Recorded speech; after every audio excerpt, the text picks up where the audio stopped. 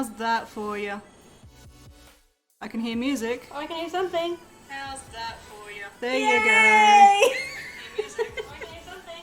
How's that for you? There you go. Sorry. I thought with the importing it would do all the sound settings in there because I'd done all the right default settings. Hi. Would you just like to take over the stream now and do a card reading? So, I'm going to guess Pagacrease is up first and Roxy's here. So which deck would you like to pick? Do you like the blue layer? I did it all myself. You did, the cat did. Because this next full moon heralds the beginning of the Age of Aquarius. This is the Age of Aquarius and all the rest of the song to which I don't know the words. Hence the blue. The dawning of the Age of Aquarius. The dawning of the Age of Aquarius. Yes. Blue. Blue! Who's not in screen? Yes. Blue! I haven't lost yet. She hasn't got 1,000 followers. I'm not doing my stream just yet. Oh, one more thing. I need you to actually increase the font size. I can't read the chat. Oh, I thought it was increased because I saw it there. No, that's not increased. Oh, that one isn't because you don't use that one. Because it normally goes on the other side. Oh, okay. Let me non-mod settings. Chat. You can tell we have a whole new setup, can't you? And we've done 2 new setups, which is why it's still mad. We got Anna sorted yesterday for her streaming. Yeah, I don't know if you can do it on this one, can you? So, Edit your stream title. it looks great. You like this? This is very different. I decided, as Anna was so right when she, was sitting in the chair. The chair? The chair, the oracle chair. Switch to non-mod. Where's that? That's the chat identity edit, I think. I have no idea. Main color, customizable, that's your badges. She goes into stuff I have no idea about. It's so much fun. It'll be even more fun when I figure it all out. But because I have bad eyes, even with my glasses, I need the chat up higher so I can read it. What do you need this up for? I normally have the chat on, normally comes up over that side, and I don't know why there was no chat coming up, and I went, It's because it's on your chat I've broken it. I've broken it. This one's the one you normally have? No, because on the other one, I get to see the chat and what's going on in there as well. You do see an egg. So when you go on Streamlabs, Yeah. normally the chat comes up that side. You want the chat over the other side, is this Yeah. what you're telling me? Yeah. Is that all you want? And the chat text bigger. Settings. Talk amongst yourselves. Game overlays and pictures. It's great having a tech Appearance. and a daughter Right. who can jump in when I go, yay, I can read it now.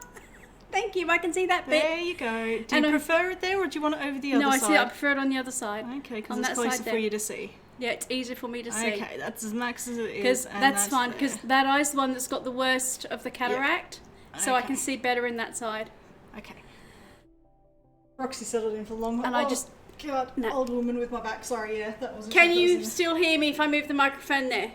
Should be fine. Yeah. And I'll actually bring that screen a little bit closer if I can.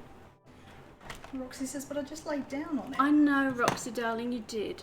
Yeah, you just got to bring that forward a bit more so I can have this because it's got big feet. It has got big feet. I just don't want to tip it too far.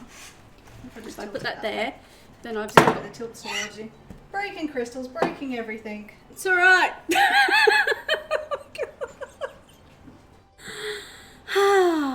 Everybody, breathe. Good thing it wasn't a long queue at the shops. Oh. Thank you, thank you, thank you. I'll start again. Hello, everybody. I'm sorry if I took too long. No, you're fine. You're fine. Hello, Pagacrease. Hello, Pav. And yes, you have seen an egg. No, it's not an Easter egg. And as Anna, because she knew why I was picking the colours and had checked things out, Friday, the 24th of January. So I'm doing it this whole week because I don't stream on a Friday. We have the new moon in Aquarius. That's a blue Easter egg. It- Oh, I missed. The cat's got it now. Okay, fair enough. And because of the new moon, obviously, you know, I do something very special on the new moons and the full moons. Oh. Anna went to the shop, and because she saw I was doing a blue theme, she did blue little Easter egg chocolates. So I actually do have eggs in there now, and the big egg. Yeah, we'll pretend that's the reason I got Easter eggs. Yeah, we'll pretend that's the reason. I've now tapped those 2 eggs. Hello Red, how are you? Welcome to the channel. You just missed all the drama. I had no sound, couldn't see my chat. Whole new system because... You can't tell tarot through interpretive dance. I can try. As some of you know, AL was off last week. Heart was being a little bit uppity, so I took a rest. But also in that time, Anna got her brand new gaming computer, her super deluxe state-of-the-art gaming computer. So I've now taken over her 2-year-old gaming computer, which is way better than the 15-year-old one I was on. So because of that, we've had to do a swap over of 2 complete stream setups in a week, pulling down 2 complete different areas in the house with monitors, stream gear, everything else. So you can imagine it's been pandemonium, but very organised, chaotic pandemonium in a very logical sequence of what we were doing. And just as I went live, I realised as Paga Chris came in, I had no sound. I was trying to fix it up, and there was something else going on that I wasn't aware of, that only Anna, my tech, could fix, and my daughter, and my mod, and my everything. So, yes, so now we're here. We're all settled. You guys can hear me. I can read chat. Things are still a little bit slightly different because it's a much bigger monitor and keyboard and everything else, so I'm still getting used to everything. But the Stream Deck hopefully is working. So, after all that, how is everybody? Are you good? What have you been doing this last week? Are you doing well? Do you notice a big difference with this new computer compared to the other one? I do. It's so much faster, and I don't play games, as you know, but I do play a little bit of Don't Starve. So I actually had a little bit of a play and a chill, and I was amazed at the incredible graphics on this computer. And all of a sudden I realised why gamers have such incredible graphics cards, because it's like, wow, it's only a little play game, and I love it. I can actually see everything just so much better. I'm glad you're good. Have you done anything great or special this weekend, Red? Or over this last week, I should say. So yes, I have noticed a big difference. It's also a much bigger monitor, very flashy LCD monitor, and keyboard and mouse. That I was using a smaller keyboard. So big step up for me, very big step up. So I'm going, okay, this is all different, but it's good different. It's great. It's really great. I feel like I've come to the big grown-up table of computers now. Sorry, I'm taking the noise away now. I'm also doing good. And you, too, how are you doing? I'm actually doing really well. The week I had, it never got worse because I rested. As I said, a lot of you know, you got to see your cousin for a birthday. Oh, that's really good, Red. That's really nice when you get to catch up with family for birthdays and special occasions. Some of you know I do have chronic heart failure, and every now and then sometimes the weather creates problems for me with my heart. So I was just feeling it, and we'd had a very busy day the day beforehand going to get the computers. It was very hot, and we had to go up a very small incline. And I don't do inclines and stairs very well. It really stresses my heart. I'm doing really well walking on the flat, but the moment I go up an incline, I have to go upstairs, I struggle a great deal. So the next day when I felt bad, I said to Anne, I'm not streaming, and the way this is, if I don't rest for a few days to a week, I'll struggle. So that's why I stepped back and took a week off, and I'm so much better for it. I'm much stronger. Sorry for all my noise after having no noise. Well, at least we can hear the noise. That was good. So, So Red, did you have to travel far to go and see your cousin, or is it fairly local?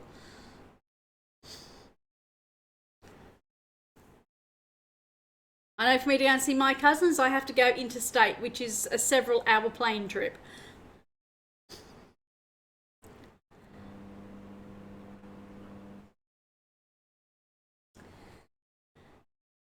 No, she lives in, oh, that's really good.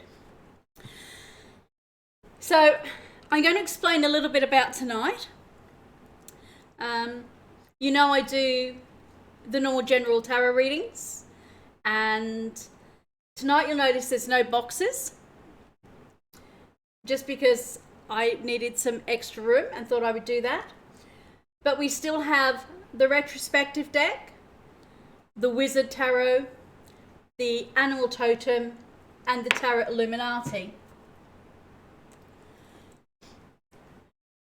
We also have the 3 Oracle decks. We have the Crystal Oracle, the Moonology Oracle, and because it's a new moon, and we have the Divine Animal Oracle.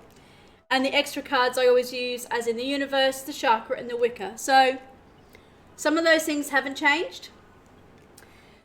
You will notice I don't have any of the word stones up. I actually have crystals on these ones. This side is a crystal, a crystal, a crystal, and a crystal. This side, that is a rune. That is a rune, that is a rune, and that is a rune.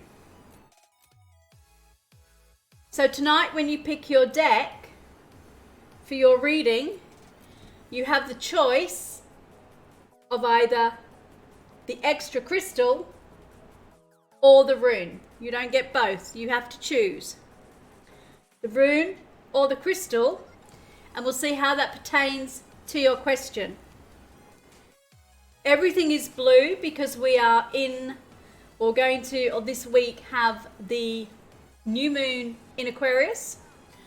Aquarius is the water bearer zodiac sign, but it is not a water sign. It is an air sign.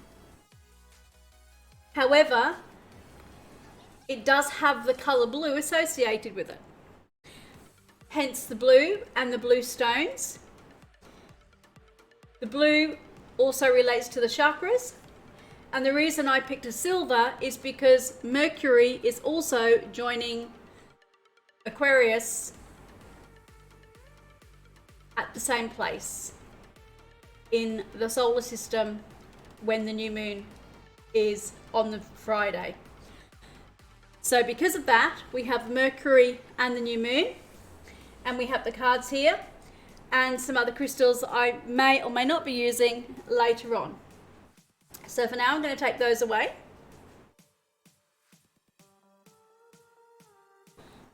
I'll put them out of there.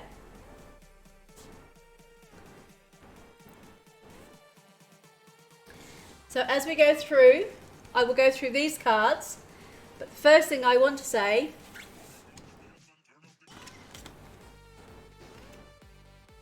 is a new moon, any new moon, is a new start is coming. So like we have a new moon, it's a chance to work on fresh starts, new projects, new things. For those of you since the last new moon we had, and this is the first new moon in 2020, we've been doing a lot of letting go, getting rid of toxic things, changing patterns, changing behaviors.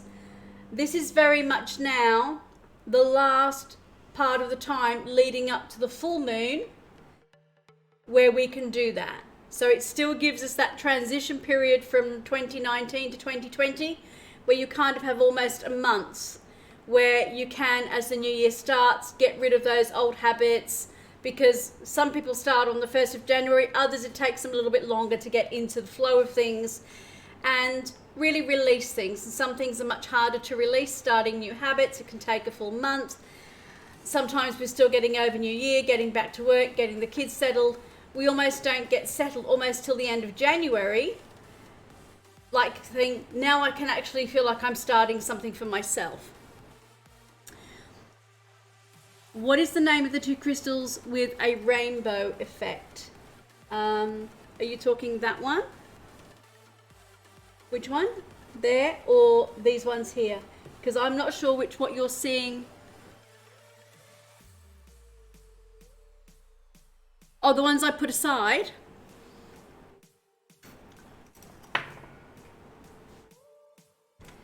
I have several here. These ones.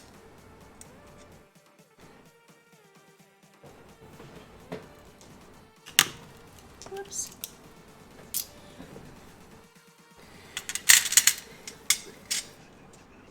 These ones here are solidite. Hello, Roxy. The blue with the purple mix. This one here. Is that the one you're talking about?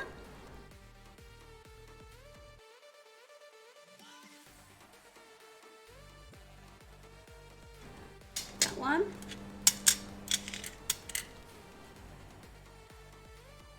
One to the left. This one here. Or that one. Okay. I'll tell you more. This is kyanite. This is exactly the same as that. That's what we call a blade of kyanite. These ones here are solidite.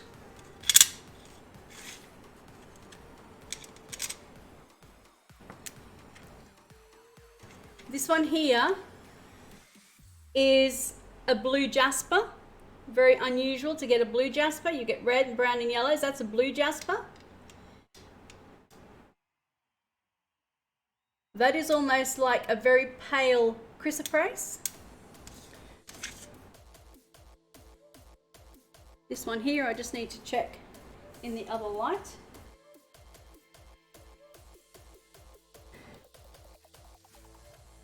This is a blue agate, but it also actually has a little bit of the lace agate in it. It's actually a mixture, a natural mixture that's happened.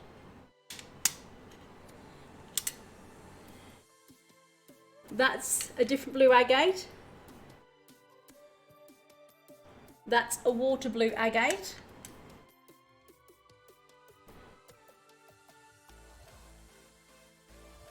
This one. That's a lapis lazuli.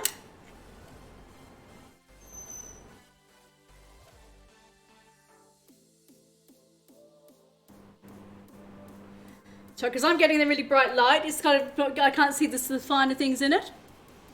So, have I covered the ones you were talking about? Did I get the one you were talking about? That's a sapphire. That tiny one there is a sapphire. No. That little tiny one. That little one. Okay, this is an Australian sapphire. It's a 1.4 raw carat Australian sapphire.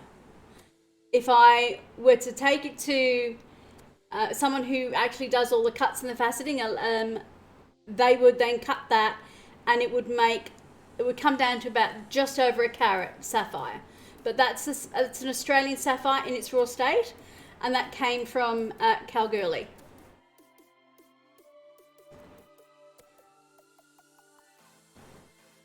The big round crystal you put in that metal thing now. That one. That big round one. Or that one.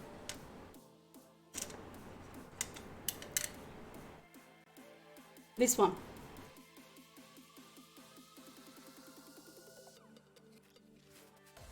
The one close to it. That one there. The one close to the sapphire. That one. Neither of them. There's lots of blue stones, isn't there? That one there. I'm not quite sure which one I haven't got. That's the one you're referring to. This one. That one. Okay. This is, normally chrysoprase is green. This is a much rarer version. This is a blue chrysoprase, and it does look, when you see the different colours on it, the way it lights up. It's actually a very pale blue iridescent chrysoprase. Yeah. that one there. Yeah. You hold it that way, it almost looks like a little foot. That's why I picked it. I went, it just looks like a little foot and an ankle. I loved it. You hold it up like that. You see? To me it looks like someone's little foot and an ankle. But that is actually a very pale blue chrysoprase with a tiny point there and the flat there.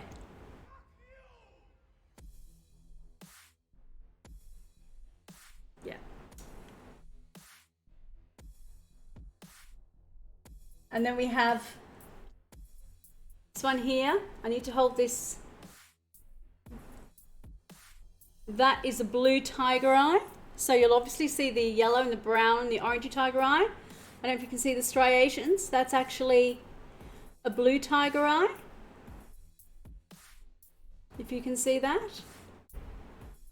You see the blue stripes in that. If I put it on.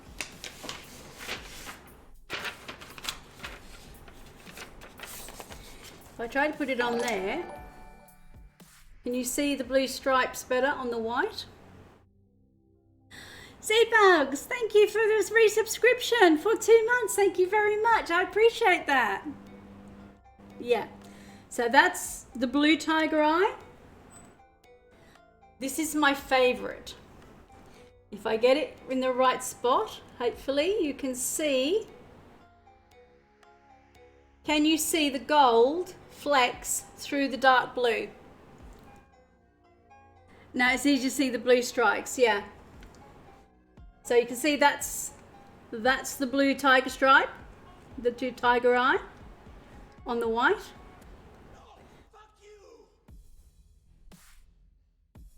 Look, me going to sleep. Good night, Z-Bugs. No night. Hello, Eric. Thank you so much, Z-Bugs, for the 2-month subscription. You got hit with an ad. Oh, sorry, Eric. How are you? Welcome to the channel. We're going through some blue crystals. I'm saying that's a blue tiger eye. Sorry, this is the blue tiger eye. There, that's the blue tiger eye. Definitely is, yes, that's the blue tiger eye. No, that's the tiger eye. That's the other one that was down below there. That's the blue tiger eye where you can see the stripes on that one.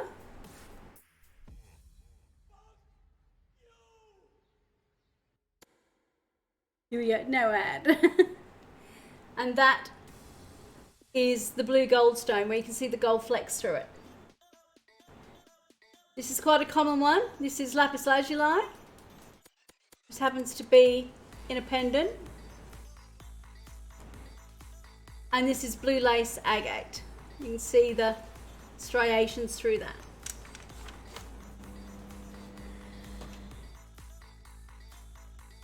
So, as I said, when you pick the decks for your readings tonight, you can choose the crystal or the rune, and there's different meanings behind them. So as we go through them, you can do that. And as I said, it's a whole new moon, so it's very definitely a whole new start for different things.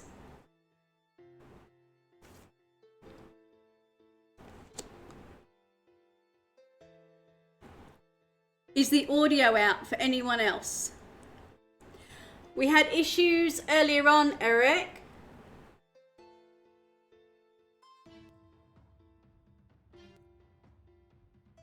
How is it out for you? Is it not syncing with as I'm moving my lips? Yeah. Can you try refreshing? About 0.5 to 1 second.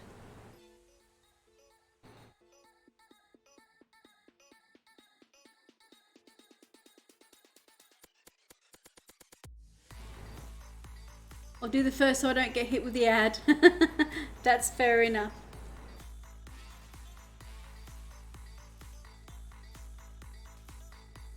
Is anybody else in chat having a problem with lag of the audio.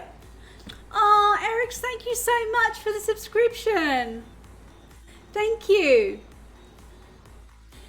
You guys may not realize it. I know it shows we have now 29. That'll probably come up to, there is some, but it isn't too bad. It's normally better than that.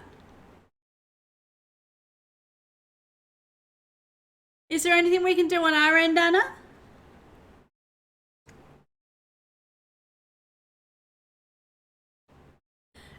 Because of how Twitch does their 30 days, although that shows me having more than 25 subs, the actual cut-off dates when people were resubscribing, I was actually too short of getting my emote for 25 in the same 30-day period. That's how they work. It's not just when you hit 25, it's got to be in that 30-day period. As you know, with Twitch, everything is. And now, because Z-Bug has resubscribed and Eric has just subscribed, that should now give me 25 subscriptions in the 30 days, which means we've unlocked another emote. I'm so excited because now Kiwi Candy's got another emote to do.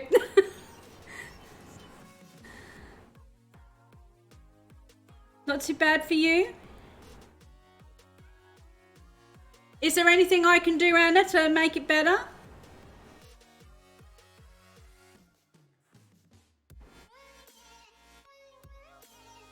I don't think so. If it comes too bad, I might have to stop and start again. I don't know if that will help it. So if it becomes too much of a nuisance, let me know. You'll be back in a little? Okay. I'm going to open the queue. Now, this is the other thing to see whether the Stream Deck is all going to work as it should. Oh, that doesn't look good.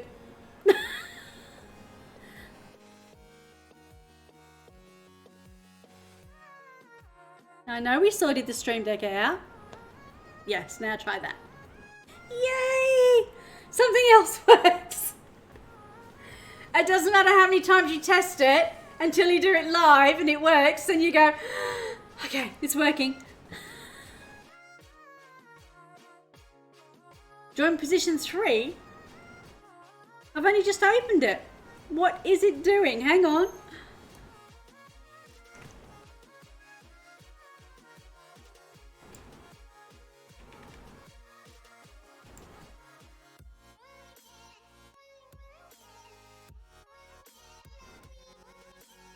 Eight's got 2, 3, and 4.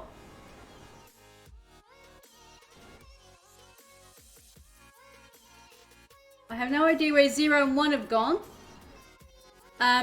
Elf, Pagacrease, and Yeet. Hit clear coup. Yeah, I'm gonna close it and just pick the next one and pick the next one and pick the next one and then open it.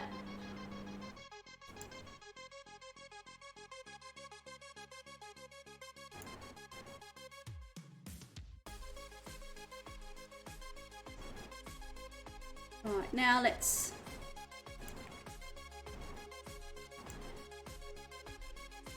okay. Now let's try that again, shall we? I have no idea why it did that because it was cleared last time.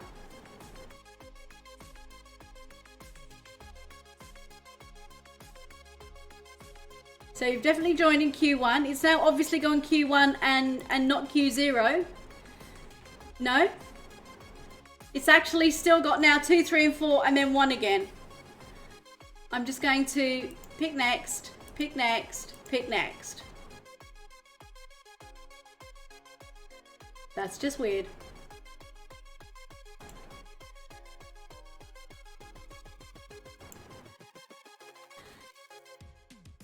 I have no idea what gremlins are going on tonight. The joy of a whole new system. Packer Crease, you're definitely number one in the queue. I have people in the queue aren't actually here, so I'm doing really well. Oh dear. So, it wouldn't be any fun at all if we didn't have some hijinks and things going a little bit awry on a live stream. Can't have it going to plan 100% perfect because there's no fun in that whatsoever. Absolutely no fun whatsoever. A little bit of hijinks and a little bit of technicality. A few difficulties here and there. Just adds to the good mix. So, let's get on with the reading, shall we? And for anybody else who's watching, please, if you stay in the channel for 5 or 10 minutes, you will accrue enough in-channel currency to put exclamation coins. If you have more than 10 coins, you can then join the queue for a free reading, and you just type exclamation join. And I can assure you we will get to you. And now we've started the queue over again for the second time, and it's cleared. Hopefully there'll be no more dramas with the queue tonight. So Packer Crease, which deck would you like to read with? Tarot Illuminati, the Animal Tarot, the Wizard Tarot, or the Retrospective Tarot? What is the name of the metal square where the crystals are? Oh, this one here. This is actually a Celtic. It's a Celtic plate, and you can see here it says, "May we rest safely this night, sleep in perfect peace, and rise with the morning light." It's a Scottish Celtic saying, and these are often on the nightstands in Scottish homes. It's almost like a little guardian plate, and often they'll have them just to put little knickknacks or something in. Quite often it'll be rings or their things. They get used. Others will use them for holidays, and they'll actually there's a special insert you can get, and they will put a candle in them as well. This one I got from Scotland because my mother is Scottish, so I like collecting Scottish Celtic emblematic things. So I've had this for a very long time, and I often use it when I'm working with crystals to actually put them in, because it reminds me of being close to my mum, because it's a Scottish Celtic way. Yeah, it is. It's like a plate or a square platter. It can be. They're just yeah. It can be ornamental or useful. So some people actually put them up on little decorative stands and just collect different ones. But it's just like a little plate or a little platter that can get used.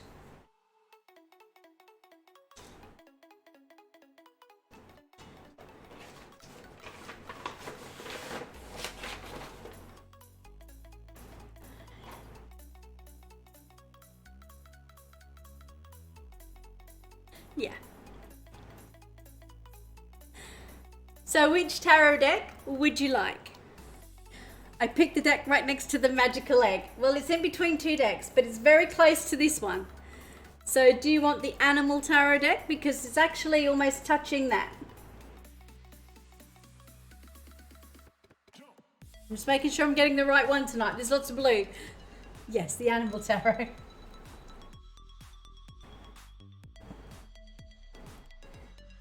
This egg is celestite, and it is quite heavy and quite solid, and you can see by the palm of my hand it's quite a huge crystal,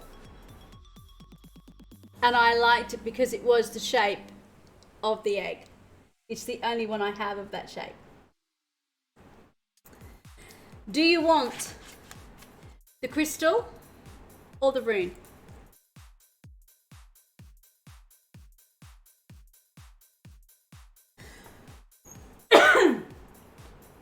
Oh, excuse me.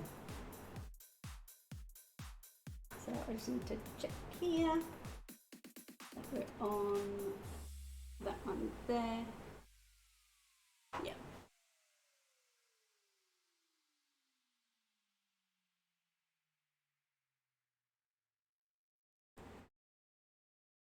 the rune.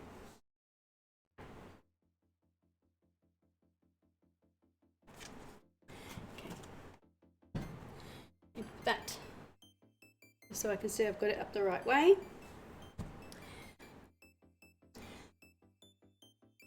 Can you see the rune? I'm going to put it on my paper.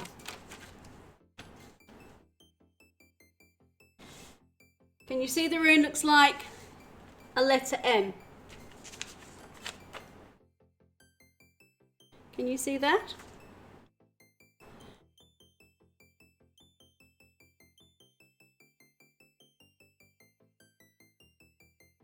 Okay, it's actually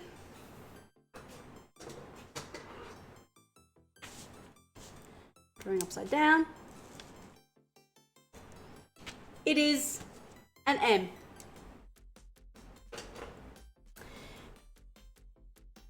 This rune is called Manas, and it stands for movement. So it is a rune where we will have movement, transits, transitions, progressions going forward in our life. It is also linked, this rune's symbol, although we see the M here, is actually in ancient Nordic Celt glyphs, relates to the horse. It also, within the Bronze Age, of seeing glyphs that were written, relates to the sun in the Bronze Age, where they actually saw the horse pulling chariots with the sun god on them. So they linked this rune Manas with movement of the chariot going forward with the sun shining light on the journey and illuminating the transition that the chariot took people through, to take them from one aspect of their life transitioning through to the next. So Manas is a rune saying there will be movement, progression, transition in your life and also in your attitudes, and can also relate to movement and progression in relationships. So we will see what comes up with the reading and see whether this rune helps add an extra layer to your reading.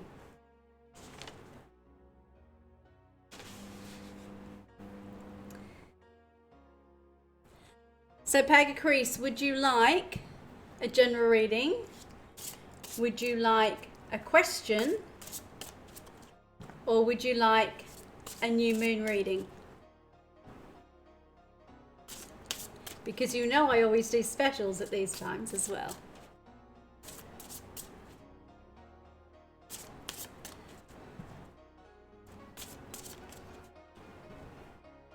Let's do the general.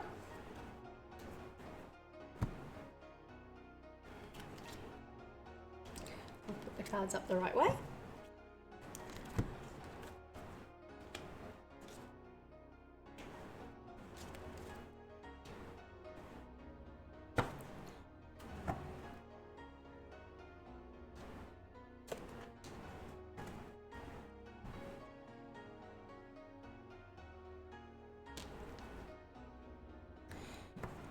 You have the shadow card.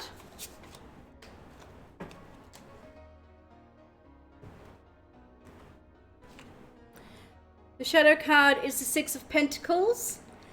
I love how it's the chicken who's guarding the pentacles, who also gives us eggs and lots of other wonderful bounties for those who choose to use them in any way they see fit, whether it's be eggs or meat or the feathers, whatever it is. So your shadow card is the Six of Pentacles, which is grounding, which is earth, which is giving. It is the ability to have enough to share, to help and to give to others who may be needing your assistance. It can also mean that you are the one who is going to be given something, but it's hidden at the moment. So as a shadow card, the giving is hidden, whether it's being given to you or you are helping somebody else by giving to them. So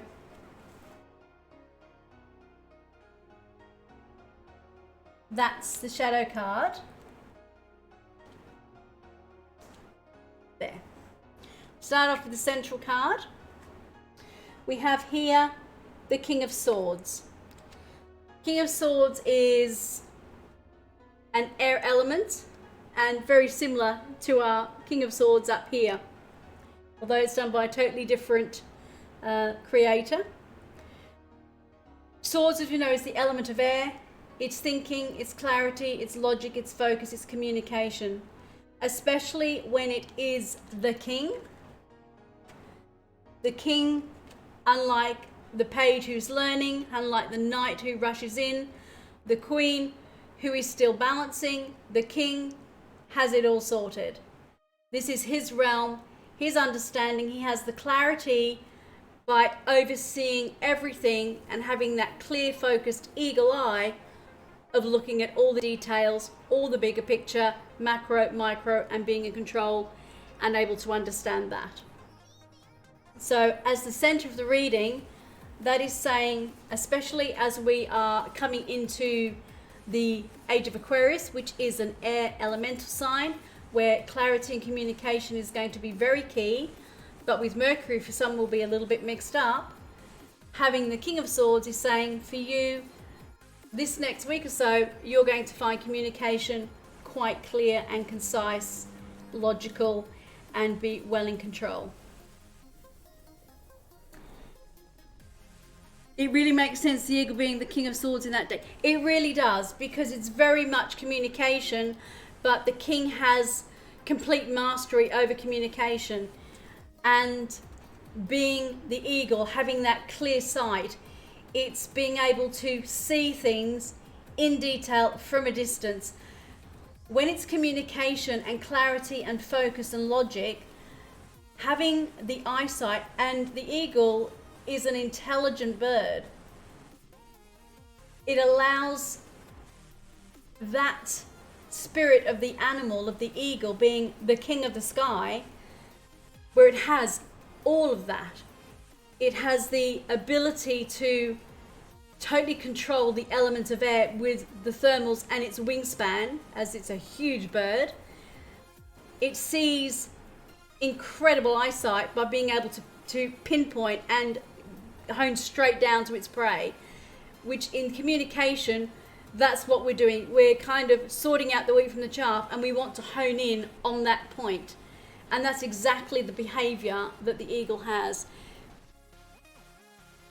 They can be considered kings of the sky. They absolutely are. There's probably only one other bird, would be the albatross, that has a bigger wingspan.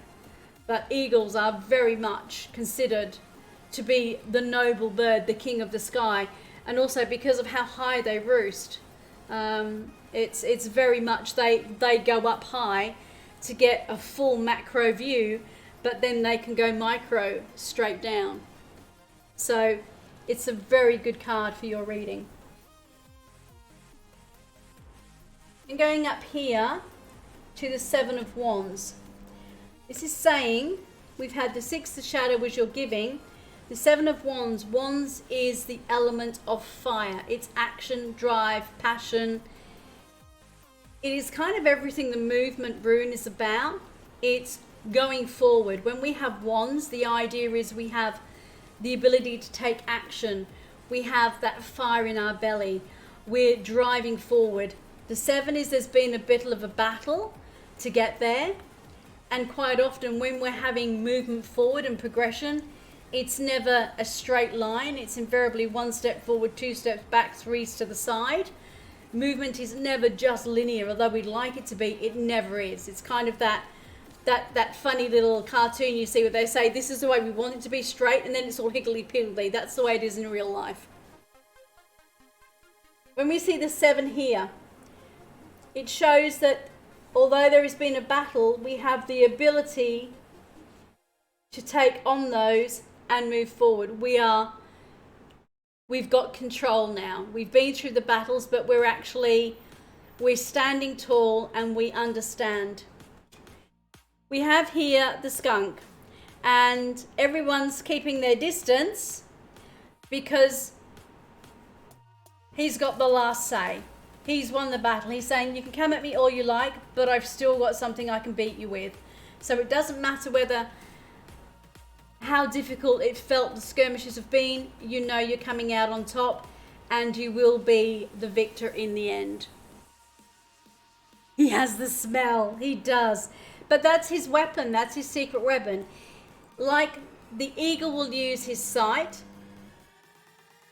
the skunk will go, I can be quite amiable, but when I have to fight back, I use that line of defense first before I'll use any others. If I can get rid of you with the smell, then I don't have to put myself at risk.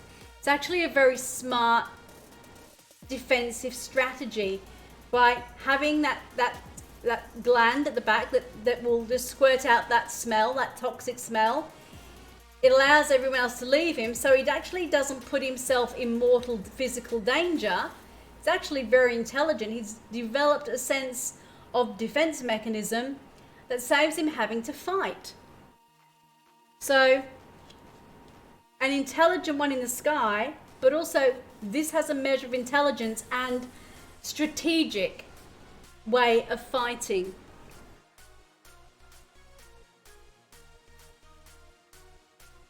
You have here the moon. Now, because we do have this week a new moon, and Roxy's coming. She has been all over here all day. No, you can't have that done. No, you can't have it. No, you can't. I know you think it's yours. No. Come on. Come on. Over this way. Good girl.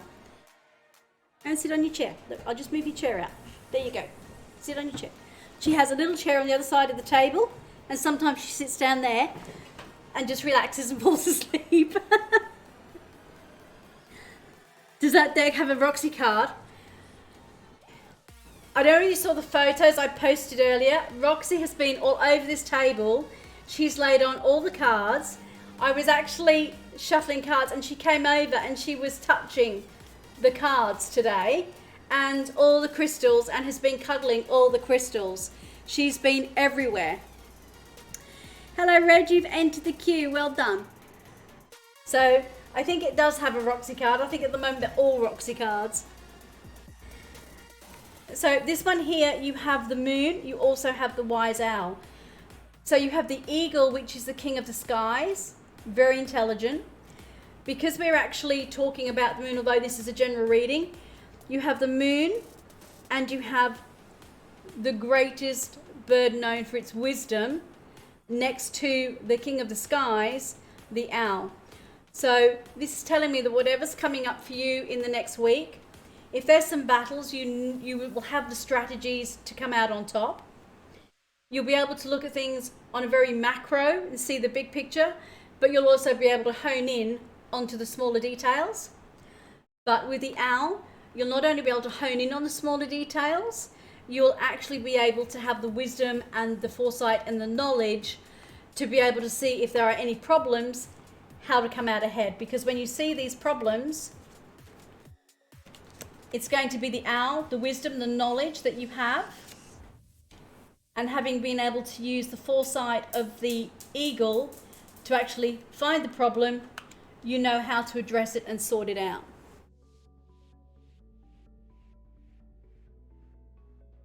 I love the hype. We will be getting emotes.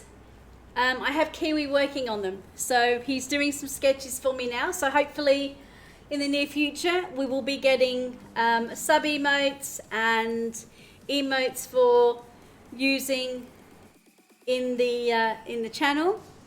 I'm not sure if they're showing up, but we did do stickers this afternoon. Hopefully they will be working. And then there's a poll coming up that we're doing later. We tried to do the face masks, but somehow it wouldn't work, so we're gonna have to work on that for the next stream or over the next week or so. So you should be able now to put stickers on in the channel. So you can use your little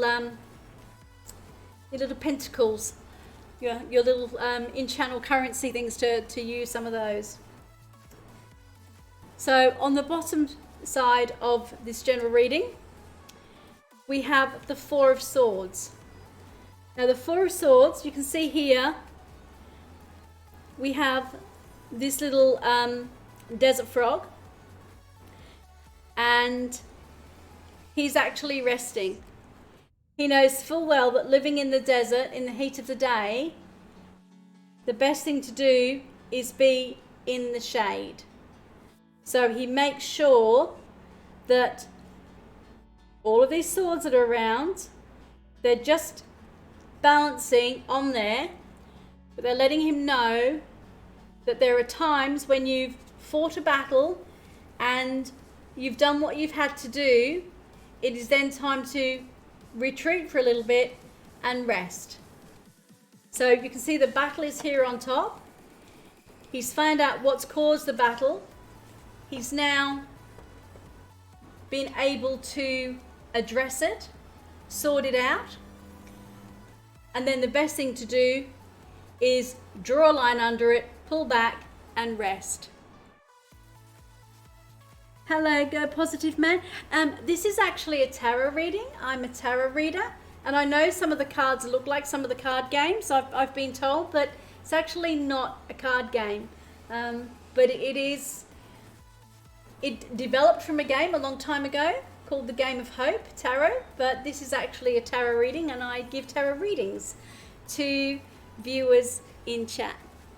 So if you hang around a little bit, you can accrue in-channel currency, and you can join the queue for a free reading. You can follow and you can get the in-channel currency quicker. The bot picks that up and then you can actually join the queue. But yeah, so it might look a little bit misleading. Like, I know there's lots of different Pokemon games and Magic games and lots of other games around, and Yu-Gi-Oh! And quite a few others that I've been found out about, but no, it's actually tarot. So probably not the game you were thinking it might be. So I apologize if you're disappointed, but it's tarot. But you're quite welcome to stay and watch and see what we do. And your last one is the Ten of Wands. So even after you've rested, there may still be some responsibilities, some burdens on your shoulder that you have to take care of. This was probably one, but there may still be many. As we have the new moon, it's also putting you on notice that if there are, and if you want to have the movement from the rune that you got to go forward, anything left over from these battles, from these wands here, and that you've added to, if there's any you can put down that are not your responsibility, or they belong to somebody else and you're shouldering their level of responsibility when you shouldn't be, then this is the time to lay them down or give them back to the people who they rightfully belong to. If they're old burdens, let them go. If they're new ones you've taken on, ensure you're taking on ones that you should be taking on, and which ones you should be sharing, or which ones are actually someone shouldered onto you because they didn't want them and thought you would take them on easier than they would. So don't let yourself be used in a manner of someone else's burdensome animal where they've given you the stuff they don't want because you're just there.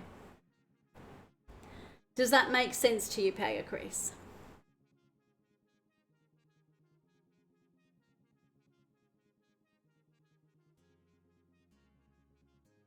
It does.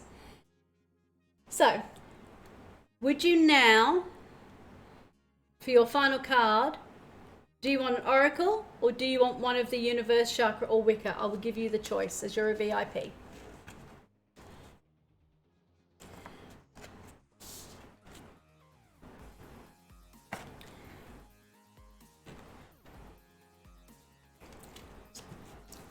We have the crystal, the moonology, or the divine animal oracle. They're the three oracles that we have. So we have the crystal, the moonology, or the divine animal oracle.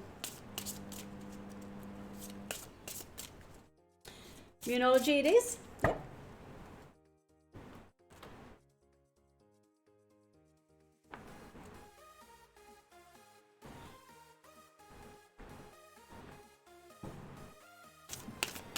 Now, because you've had that rune, no one else will get that rune tonight. They can use the crystal. So, because you've had it, no one else gets that tonight. That was your message and your message alone.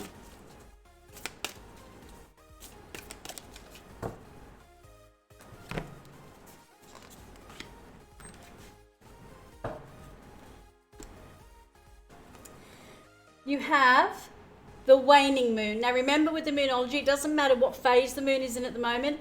This is an extra energetic card to tell you another message. And it's, what do you need to release? Well, there you go. Do you remember what we were saying about the Ten of Wands? And that you had this rune of movement and transition and progressing forward. The only way to move forward and to release is exactly what it's saying. What do you need to release? So the message can't be any clearer. For you to move forward, whether it's in work, in play, in relationships, at work, whatever area of life, any burdens you have to put down, any responsibilities or things you are shouldering that are no longer relevant, worthy, or toxic, lay them down, release them, get rid of them. So I think that moonology has just given you the triple header from the movement card to the Ten of Wands to release everything. It is right on point for you. And coming up to the new moon, and the message of the new moon is a new start is coming. And before you can actually make a new start of a new moon, you have to clear the decks of everything else. Kind of get rid of everything that is still lingering from 2019. And I know everyone said, oh, the 1st of January. You can't always start very fresh. Sometimes there are still things that have hung over from the previous year, whether it's work projects or finances or all sorts of things still carry on to the new year, to when you get paid again in January, and then you can start fresh with a new paycheck. All those things. Sometimes we can't put those new things in practice until the end of the month when we get paid. So it's very much where you kind of have this month's grace to get rid of all those to then start fresh. And the new moon is on the 24th of January, but you have a couple of days. So probably till the end of January, you can really give yourself that time to say, get rid of everything, start fresh. It was right on point.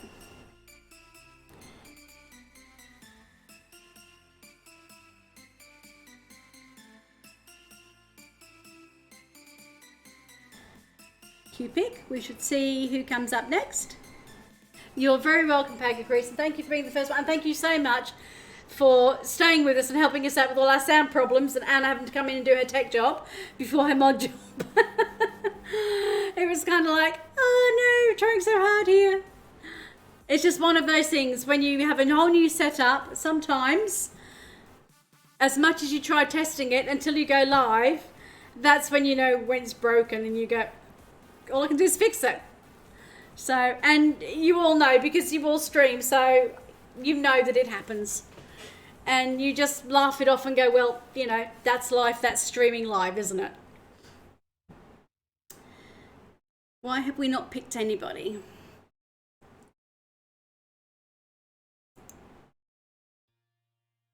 Q.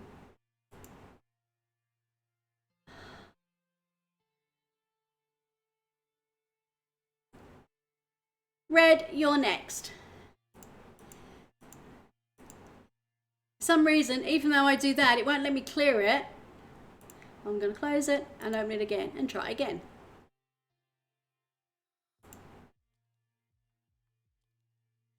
Red, I know you're next.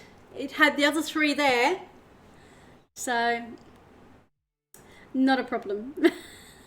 It's open again.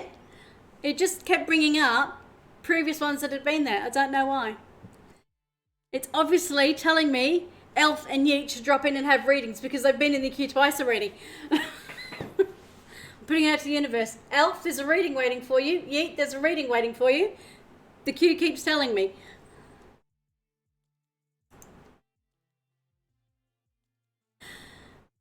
So Red, first of all, which deck would you like to pick? We have the Tarot Illuminati here. We have the Animal Tarot, the Wizard Tarot, and the Retrospective. So 1, 2, 3, or 4. Which tarot deck would you like to start with?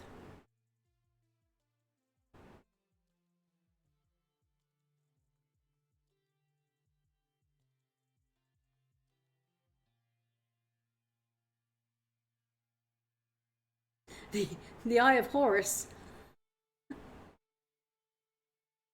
I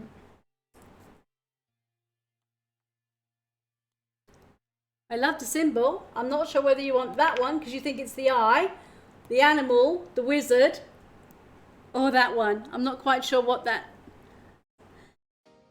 Number 1? Oh, referring to the Illuminati. I wasn't sure. I thought you might be, but I just wanted to check. Because of the eye, I think, yeah, Illuminati. I did think it might be that one, but I thought I'm not going to assume because the Illuminati sometimes uses the eye. I did want to actually double check.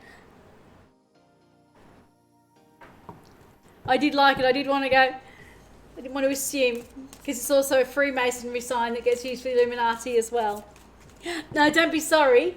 I'm aware it gets used in different circles for the Illuminati, and I was just making sure I wasn't making an assumption that I shouldn't make.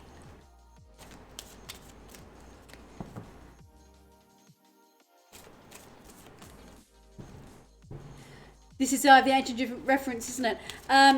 It's the Eye of Horus, because Horus, the Egyptian god, was always seen in profile with the one eye, and that was the all-seeing eye of Horus. The idea was that his eyesight, he was able to see through the veil and see past, present, and future all together.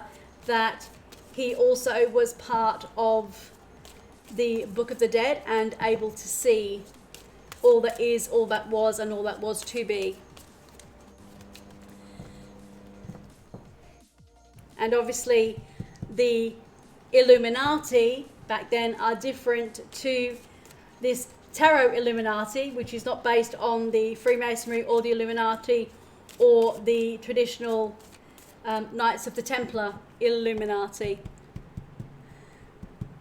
Now, Red, would you like a specific question, a general reading, which would you like, or would you like the moon special, the new moon special?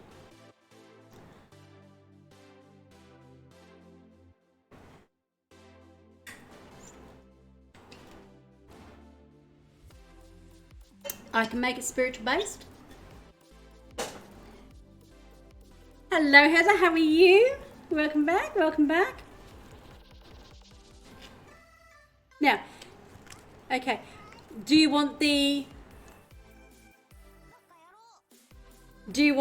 a specific question spiritually based, a general reading spiritually based, or the moon one spiritually based? You just woke up. Is today the day you start work? General spiritually based, yeah.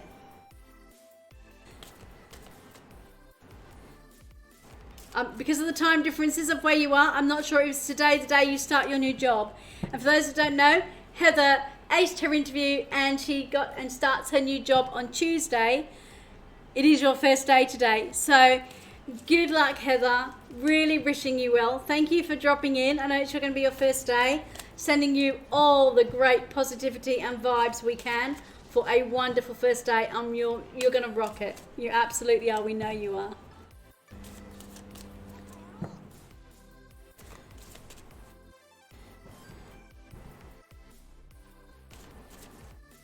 "777, Alistair Crowley's Libre 777. Yes, I'm aware of it. I'm a student of Alistair Crowley's. I have all his written works hidden away. So when you say spiritually based, can you give me more of an idea in which way you want it spiritually based? Because there's lots of interpretation to spiritually based. I can hang for a bit, just waking up. I don't go until 10. It's 6:15 now. Well, you take it nice and easy. Happy to have you chilling. Thank you for joining in. We have the whole new setup. You can see the blue for the new moon in Aquarius, the blue and the silver, and we have runes and crystals, and they'll be on all week. So you won't miss out if you come later in the week. Do you want it spiritually based, as in you are looking for a message from the universe? Are you looking for a message from angels or guides? Are you looking for spiritually based, as in you are wanting to know about a specific spiritual practice that you wish to take or do take?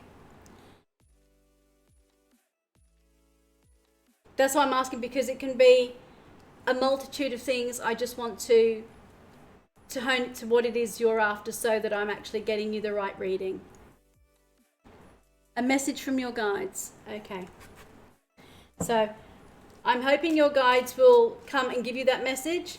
As you know, I am not psychic. I'm intuitive and empathic, but I'm not psychic. So I will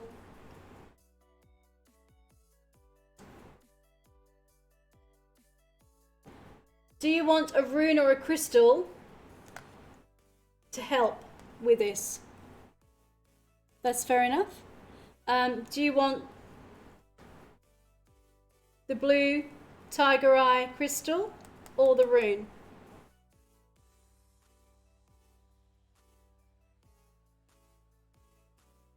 The rune, okay.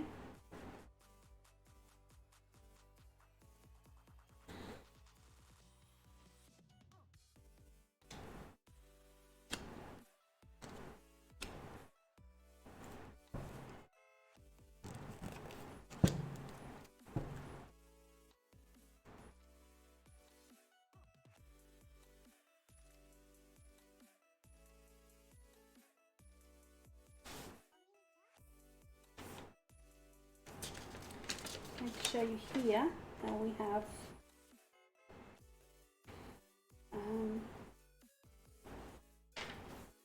this. So I'm trying to get a piece of white paper to show you, because that's what we needed last time.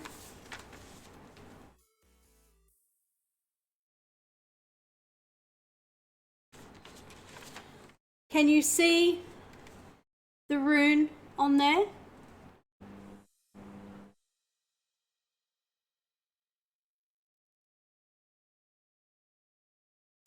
I will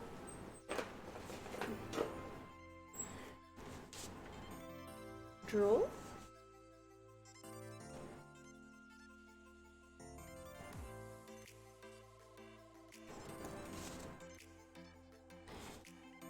Can you see that?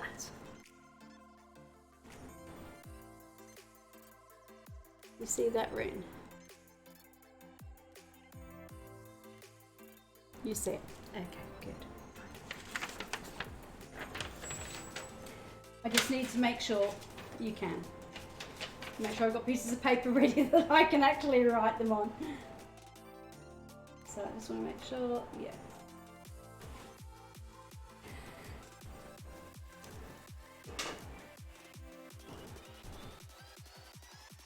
I want to see what comes through, and then I'll do the rune. This was the shadow card, and for a shadow card you actually have the 10 of Cups. So I would say your guides are here and in full force, because you have the 10 of Cups, which is the card of happiness, joy, rainbows, a fulfilling and wonderful life, family, joy, harmony, blessings, relationships. That's your shadow card of what is hidden. This may be something that your guides, angels, spirit are bringing through to you, and this is something that you are working towards having, establishing, hoping to bring into manifestation this year? Does that resonate for you as a shadow card, that this is something in your heart's desire, something that you are trying to bring forth that is not absolutely in the reality now, but you're hoping it will be within the time frame of probably the year? Yes, that is your shadow card.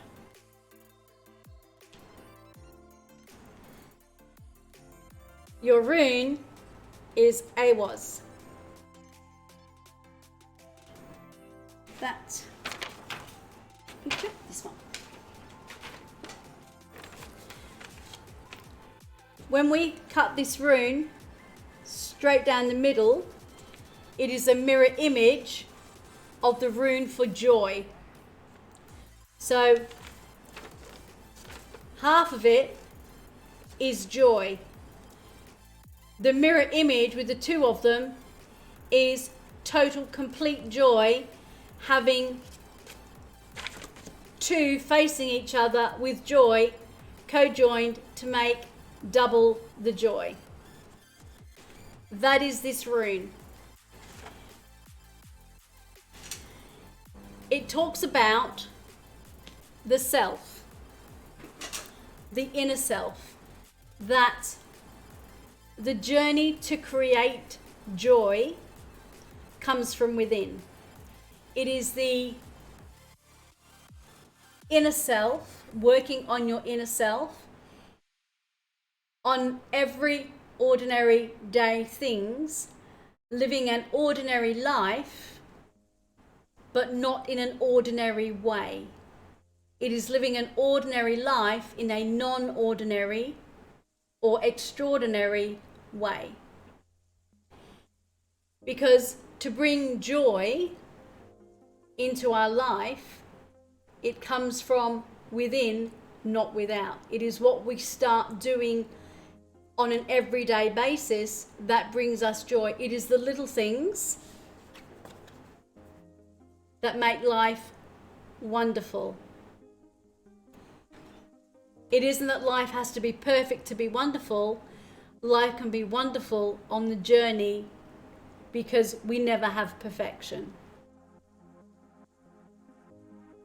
When it starts with the inner self, it is starting with our intuition, our inner awareness, and understanding that having a greater inner awareness of ourself, our spirituality, what it is we want from the universe, what we want from our guides, our angels, the external power, what it is we want to bring into our life with their help, allows us to have joy. But it's not just in the receiving of that joy, it's in the giving and the sharing of that joy.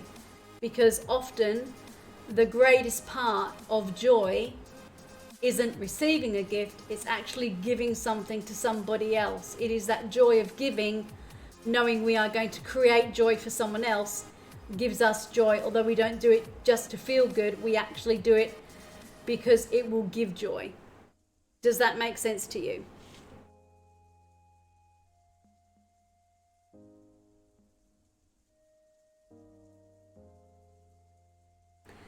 So the cards are saying, this is a shadow, this is how you work on it, and the guides are here to help you. You have the 10 of Cups here in the shadow, you have the 4 of Cups. This is not someone who is feeling joy. This is someone who has internalized feelings and is focusing on what has passed and what has gone. The joy is up here. The joy is here. The introspection and internalization is turning away from joy. If this is a message from your guides, they're saying you are not looking for joy, you are looking in the wrong place. You are looking backwards, you are looking inwards, but you are looking inwards at things that have not brought you joy. You are focusing on the non-joyous occasions, the non-joy in your life. You are focusing on the negativity rather than the positivity that joy and happiness and the Ten of Cups will bring. Is that what's going on in your life right now? Is that message from your guides coming through, picking up on what you're doing and why you're not feeling the joy and why the Ten of Cups is hidden? It was. So your guides are here. They have picked the cards to give you this message, and they're telling you very plainly that the 4, you're not even halfway along the journey to the 10. You need to go through some more steps, but the first thing you have to do is stop focusing on the past. The 4 is holding on to things. It can be like the 4 of Pentacles holding on to coins. The 4 of Cups is holding on to old emotions, old patterns of behavior, old beliefs and systems and processes of how we deal with emotion and relationships, whether they are good relationships or toxic or just not relationships that lasted and went the way we wanted them to. When you hold on to that, and as we're coming up to a new moon, if you don't release, you then take that through to the next stage, to the next stage, and all you're doing is compacting all of those emotions until they explode in a way that is not pretty. This is when you have the time to release them by the end of this month, is to realize that you have to release those emotions, release those old patterns, those old thoughts, those old ties that you have to that person. It's almost like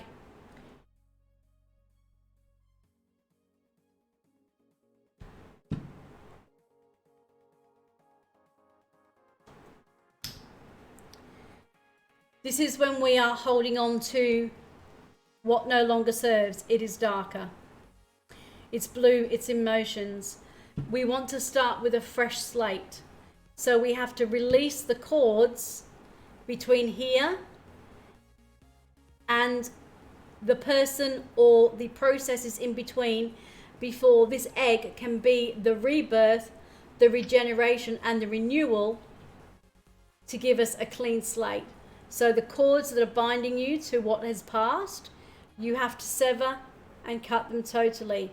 When you can release this, you then have the renewal and the rebirth that the egg brings. It's the regeneration. It is the new start, the new beginning. It is the Orphic egg of rebirth and regeneration. And then you have the fresh new start, the clarity of the clear quartz crystal to progress and have joy from your 10 of Cups. You wouldn't say currently that you're not doing that.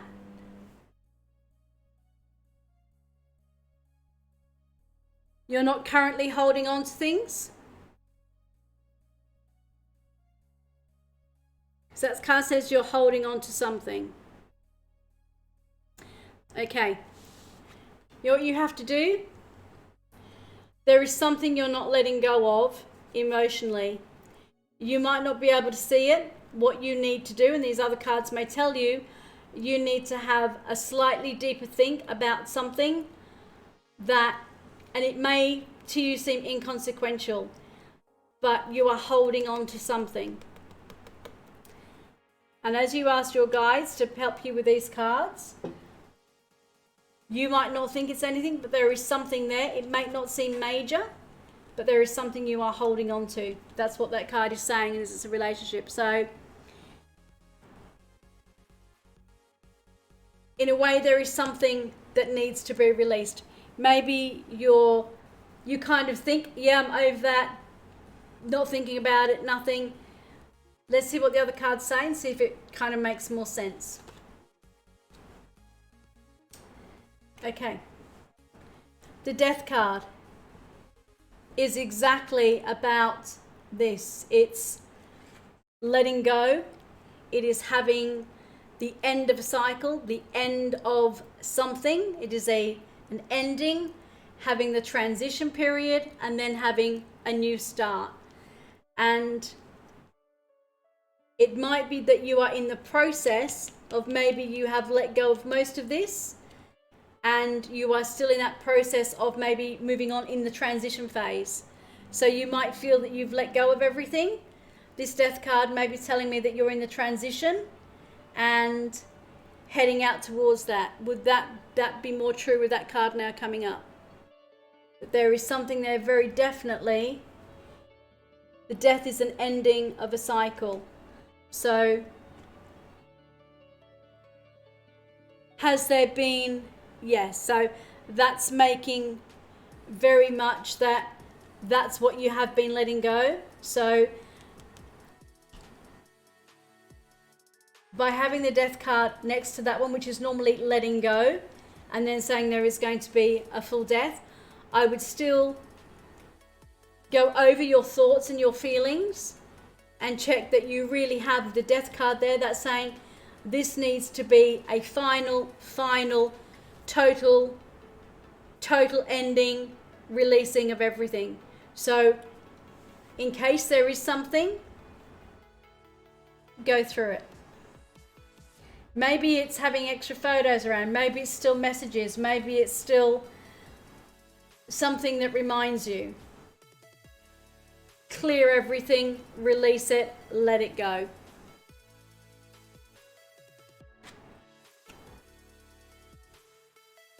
Because we have movement, the Chariot. That is very much the card of saying, when you actually move forward, that's when you have the chance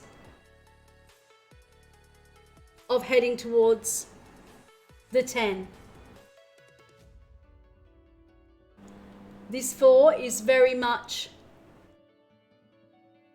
letting go of those 3 things there, looking for that one, that extra new cup of joy and happiness, of relationships, of all the great things, but realize to get to that, you have to go through the endings and the transition. People assume that you can end something one day, it doesn't then restart the next. When you end something, there has to be a time of transition from that ending to really letting go, and then having that space, especially as these are relationship cards, that if it's even been a friendship or a romantic relationship, once there is an ending, there has to be that breathing space, that transition, to allow that to settle, to allow the heart space to heal, and for you to heal, and you then to go, I'm now ready to go to the next stage and start moving forward. Does that make sense?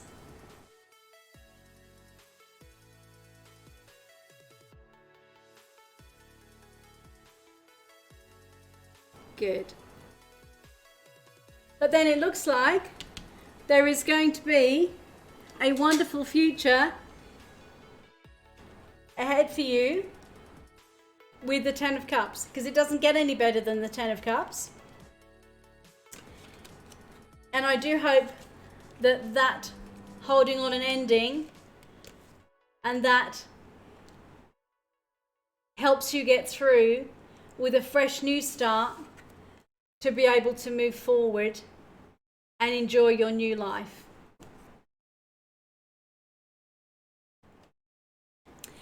And start afresh. I'm glad that's a thumbs up, Red. So what you can do now is going to get you to choose a universe, a chakra, or a Wicca card.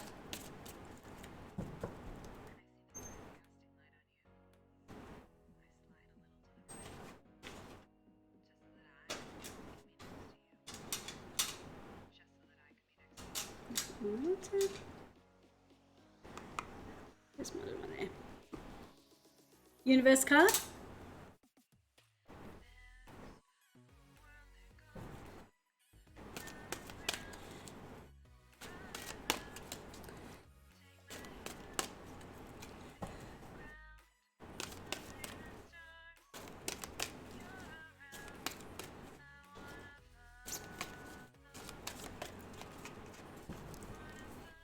Okay.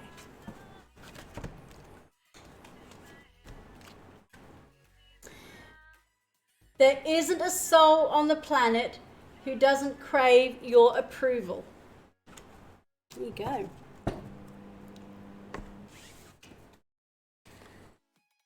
So, this card's message for you is the only difference between a friend and a foe is that you have decided where love can grow. So, in other words, it is often the way we react to people, whether they become a friend or a foe, and where love grows. Because there is an equal opportunity for everybody we meet to turn into being a friend or into a relationship, whatever that relationship may take or place to be. So there isn't a soul on the planet who doesn't crave your approval. So that's a really nice message for you. Choice is up to you, how you treat people, how they react and interact back.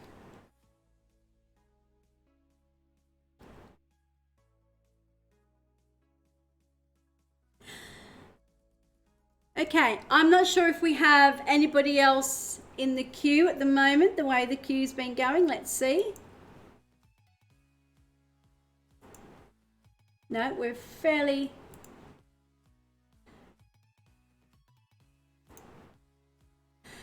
The name of that deck?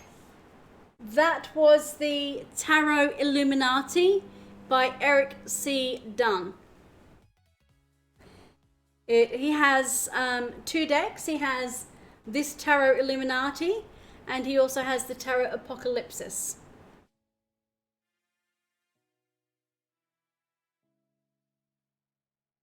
I'll just show you the cover. Hold on, I have it.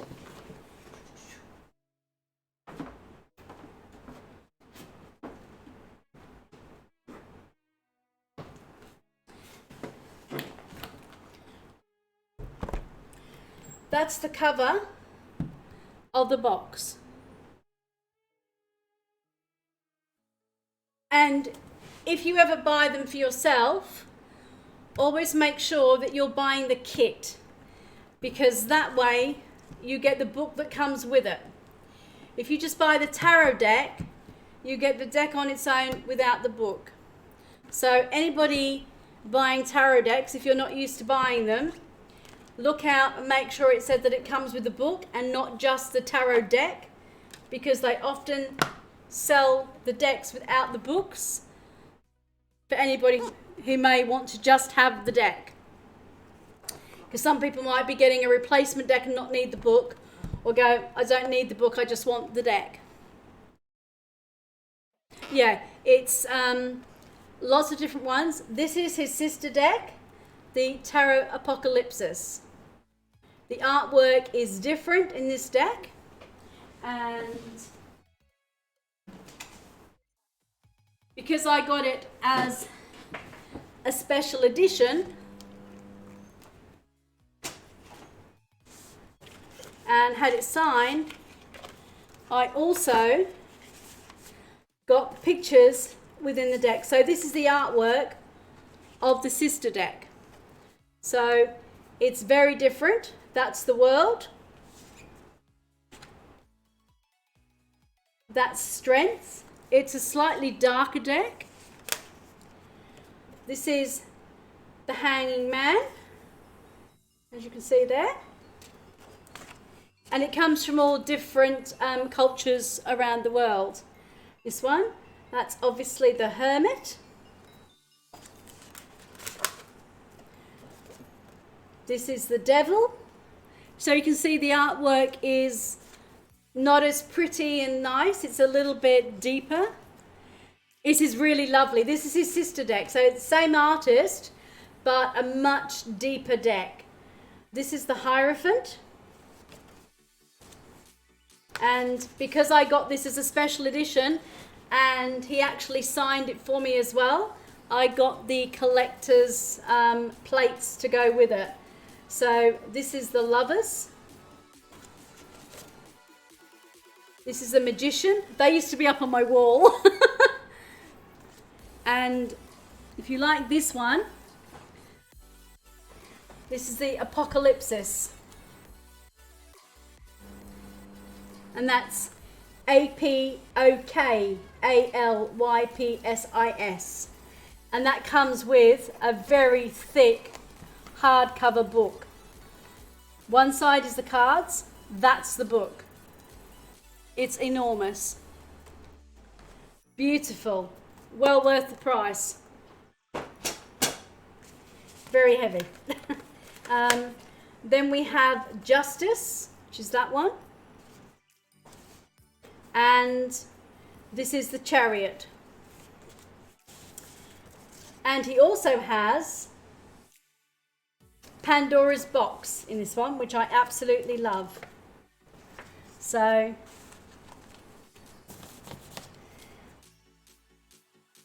it's a beautiful, beautiful deck. And I kept that because that's my handwritten card that goes with the deck that he wrote out beautifully for me. So, because I actually got this from him in Canada and had it sent from Canada rather than buying a mass produced. I actually bought his special edition from Canada.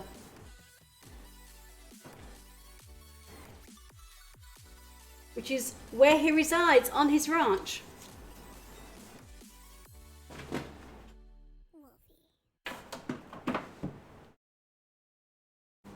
Just put those away.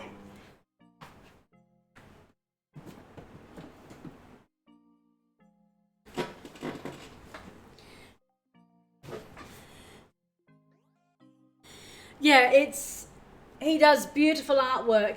Several of the artists I like are graphic artists, but they do their computer CAD package work and they're gorgeous. Others do totally different, and I like all the different genres and styles. Some people won't buy them if they're done computer generated. I love them all, and I just like how they use all the different mediums to do all the different things.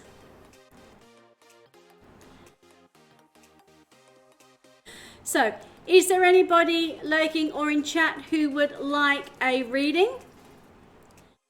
If so, let me know.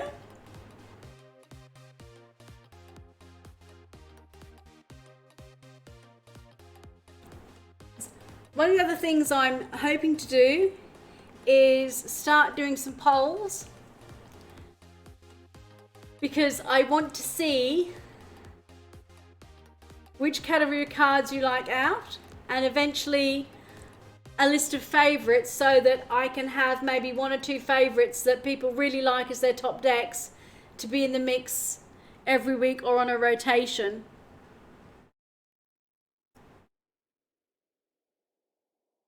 So, how does anybody feel about doing a little poll and seeing what category of cards they like?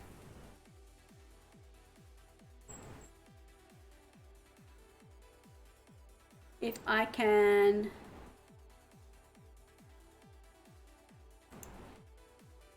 bring it up.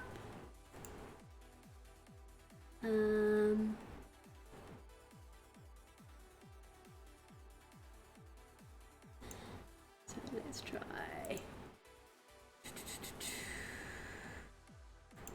We'll try this one. Okay. So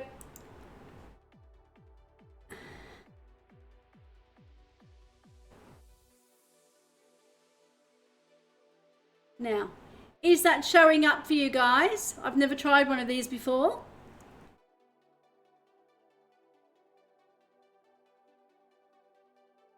The current poll. What is your favourite category of deck? Tarot Rider Waite style, Oracle Crystal or Angel, Lenormand or Kipper, Universe Wicket or Chakra, or Esoteric, Hermetic and Thoth.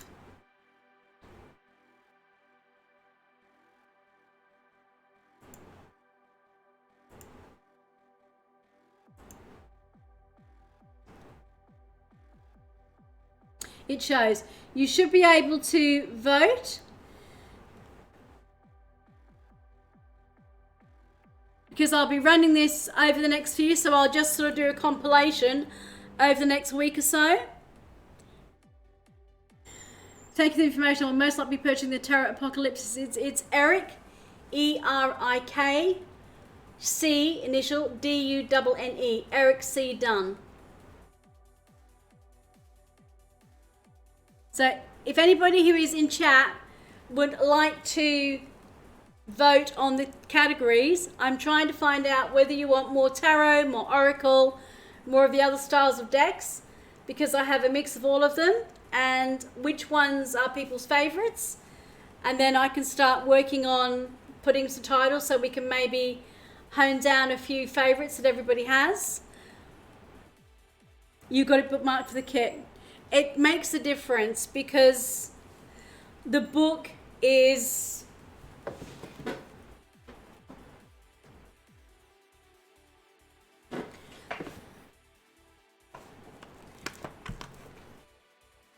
for one, it's a hardcover book. Very rarely do you get a hardcover book, of which you can see has been signed by him as well. He signed the card for me, he signed the book. You very rarely get a hardcover book. It's bound beautifully, full table of contents, matches the cards, gorgeous, and full color pictures. Often you will see black and whites or very small ones, full page color. This is probably the best deck and book I've seen in tarot for a long, long time.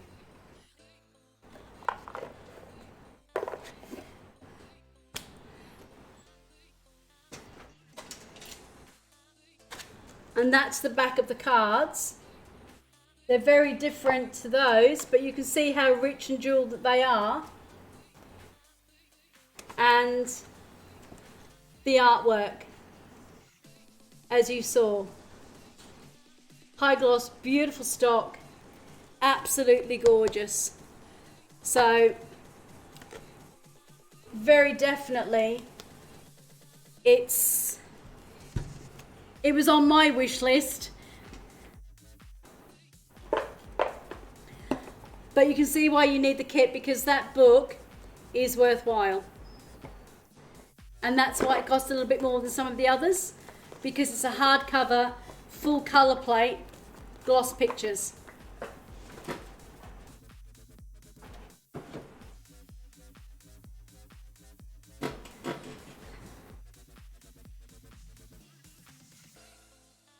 Okay.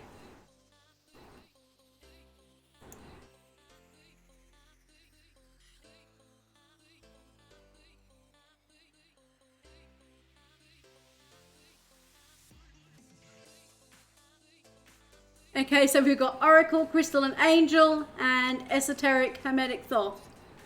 Fair enough.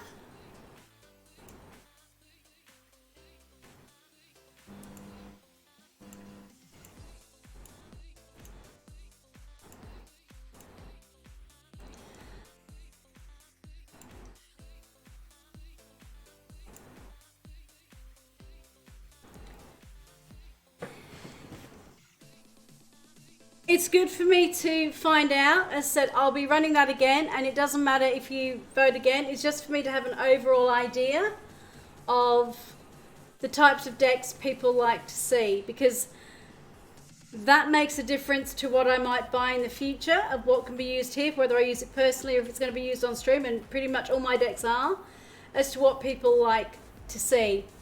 And whether I do some extra work on explaining how those decks work to people as well. Like I'm starting to show people the runes and the crystals, because as I get more and more people coming back, I can then kind of go further on with things.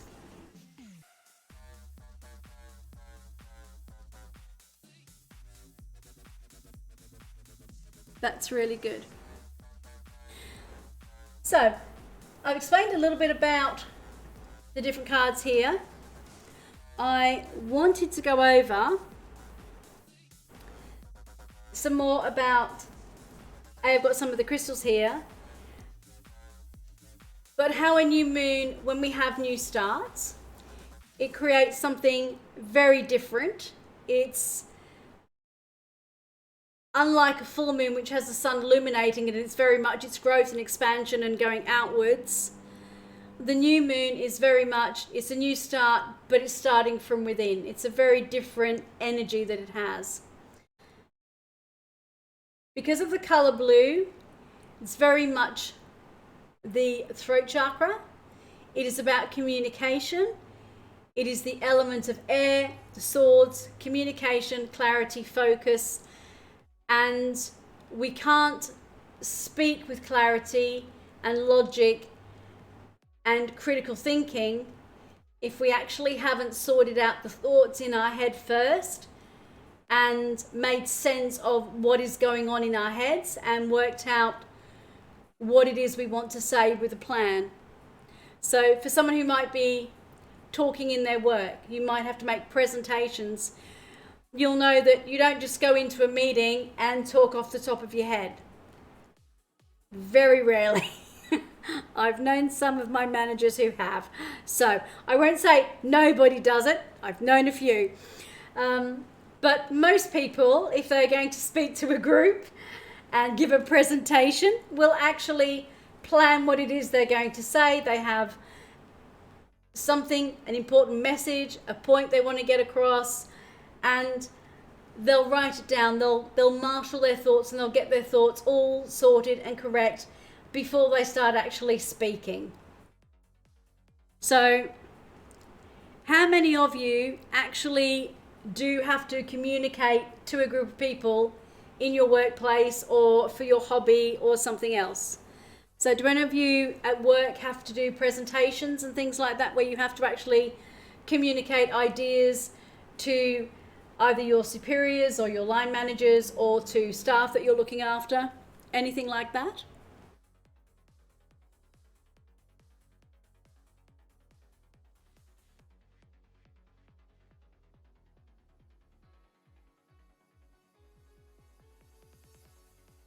Just seeing how you might use the energy of this new moon coming in to help you with any presentations or meetings you might have coming up in the coming weeks.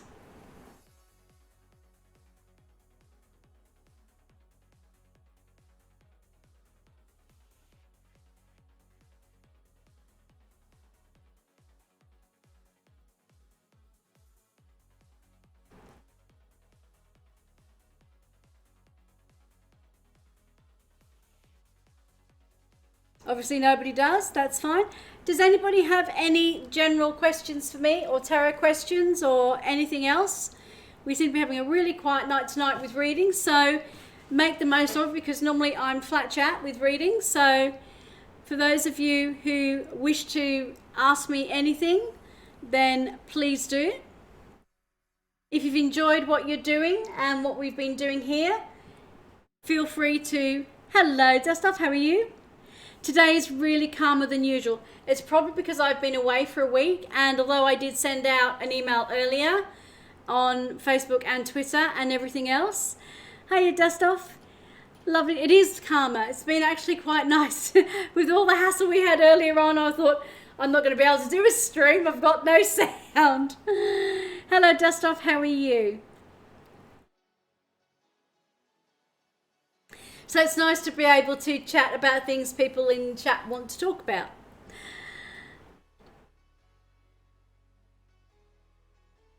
Hello, Dustoff. We are very much in blue and silver mode because of the new moon in Aquarius with Mercury on Friday. So I thought, because I don't actually stream on Fridays, that I would start at the beginning of the week so everybody had the chance to have a little check out of crystals and runes and just have a little play with some blue chakra communication. I'm feeling a lot better. Yeah, it was precautionary. It was just one of those things that sometimes overexertion, and with the heat we've had, and we'd been out that day for an appointment, and I had to go up an incline, and it just cruelled me. And the next day I said to Anna, I actually need to rest. I can't stream. And as it happened, I was supposed to be streaming by 8 o'clock. By 7:45, I was in bed. And I said, I'm done in. I would never have actually made the stream. So I did the right thing. I listened to my body. I listened to myself, took my own advice, and went, it's a 4 of Swords week. I am resting. And that's exactly what I did. I absolutely did. So I'm feeling much better, much happier. We have a whole new computer, a new monitor, a new keyboard, new mouse, whole new setup, which has been, Anna incredibly has done it all and set it up for me. So transferred files and all sorts. She's been an absolute wonderful, not only daughter, mod, but tech guru.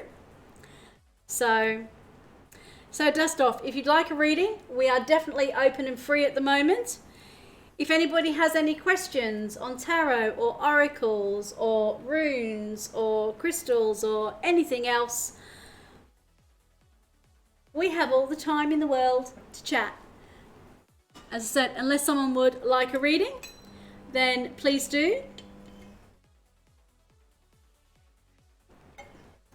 And dust off, you just missed the poll. I'll be running it again, but you can put it down in chat for me. I wrote down the categories. I've got it here. There were, would you prefer to see, or what is your favourite category of deck? So this is for you, dust off, because you missed the poll. Would it be 1 tarot, Rider-Waite style, 2 oracles types of decks, 3 was Lenormand or Kipper, 4 was the Universe, Chakra, Wicca types of decks, or the 5th was Esoteric, Hermetic, and Thoth. So, do you have a preference out of those 5 for one type of category of decks that you prefer to see?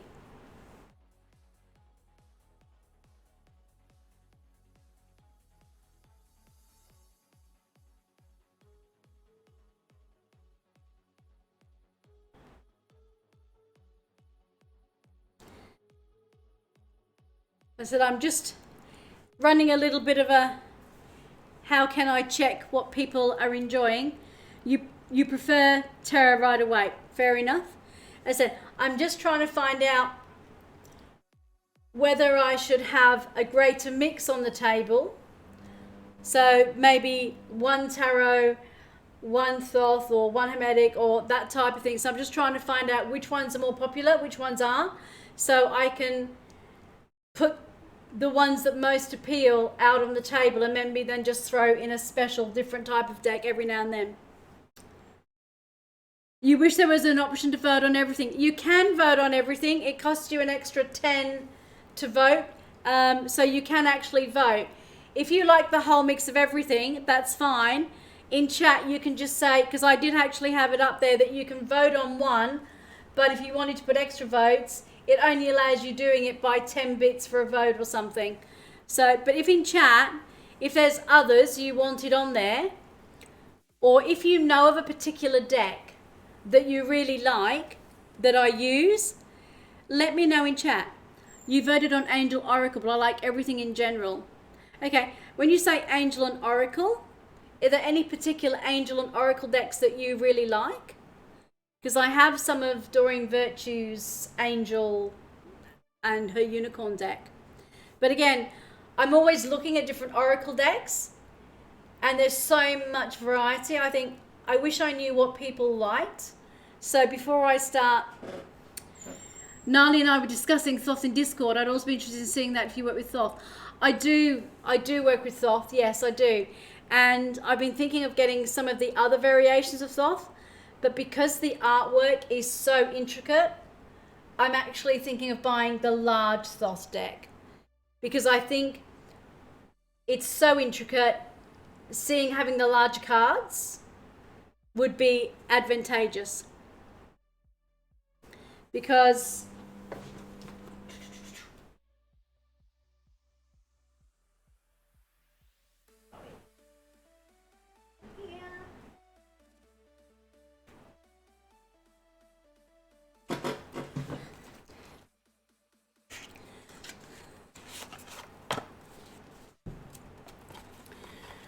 this is the Thoth I have. This is the what they call the Swiss edition, the blue box Swiss edition.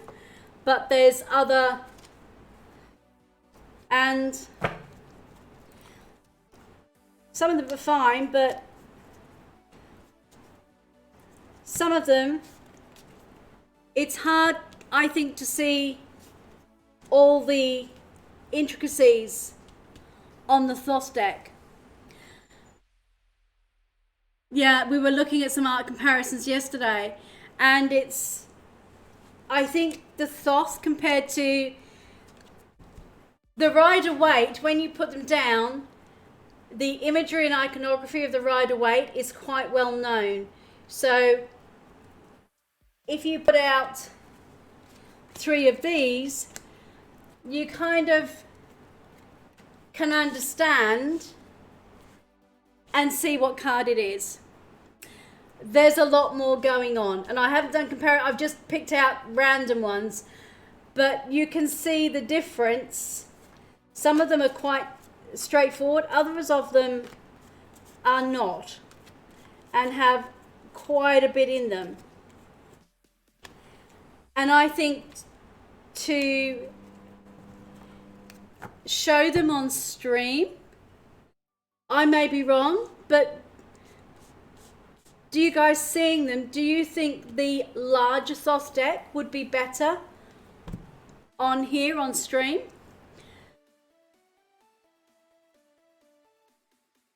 What do you think? I think there's such a lot going on that it needs the bigger, larger cards. And I know they're quite big. I think they're about 6 inches. So I think they're that and a fair bit wider. So you'd probably only do 3, but there's such a lot in them. I think less cards, but you need to see the artwork. What does anybody else think?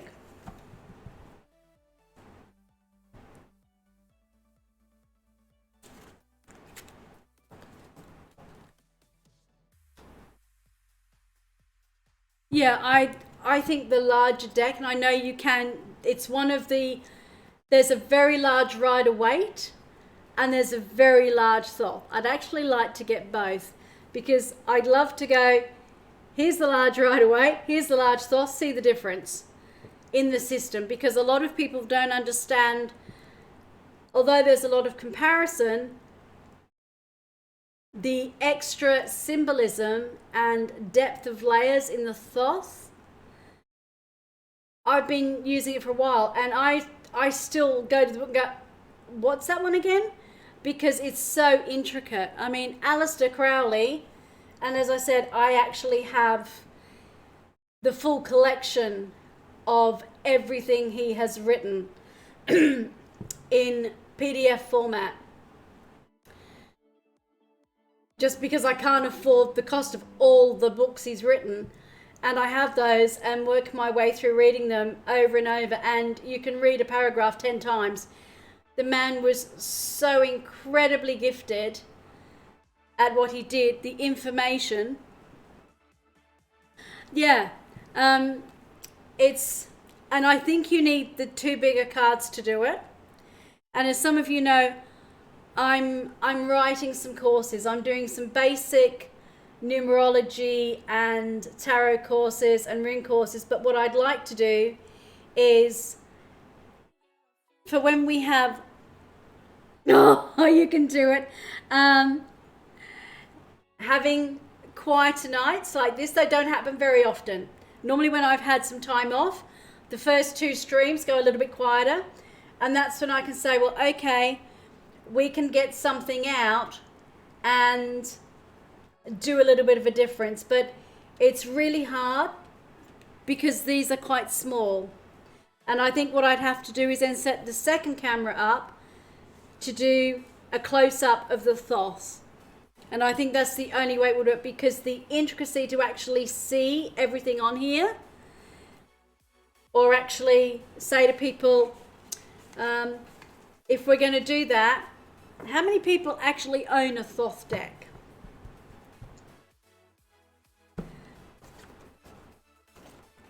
Because trust me, I'm not saying I know everything about thoth. I am not a thoth expert, because to be quite frank, I think there are very few people that are. I know there are lots of people who say they are.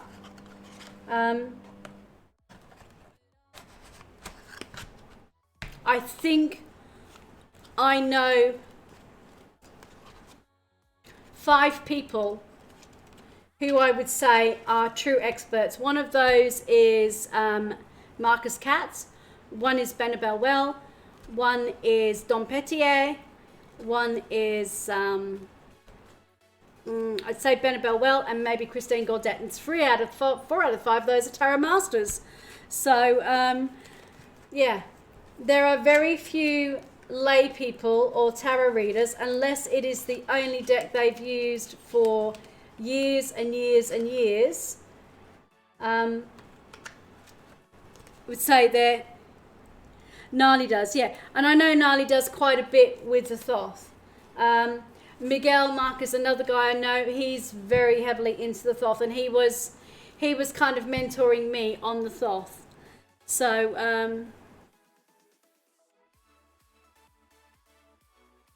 I just know if we did it, if people had one and they could actually see the deck there as well, if we said, well, okay, we're going to do a particular series of whatever. But and those, again, that do use it a lot would be able to handle, will be a really interactive lesson.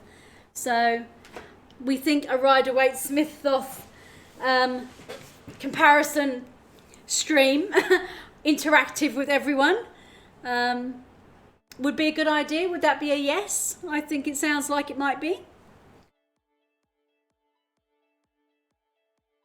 Yeah, I know Gnarly does, and I know a couple of others do.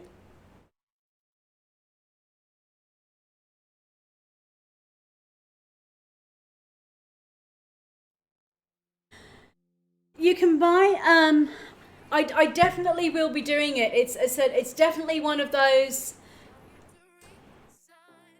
There's always a big thing of people saying, learn on the Rider-Waite to understand the imagery, the cards, of where it came from. Because the Rider-Waite was one of the first, it was the first deck to come out mass produced. You have to remember the Thoth deck comes from Aleister Crowley and his time in the Golden Dawn, because he was extremely high up with Westcott and McGregor in the Golden Dawn, Dion Fortune, and a few others who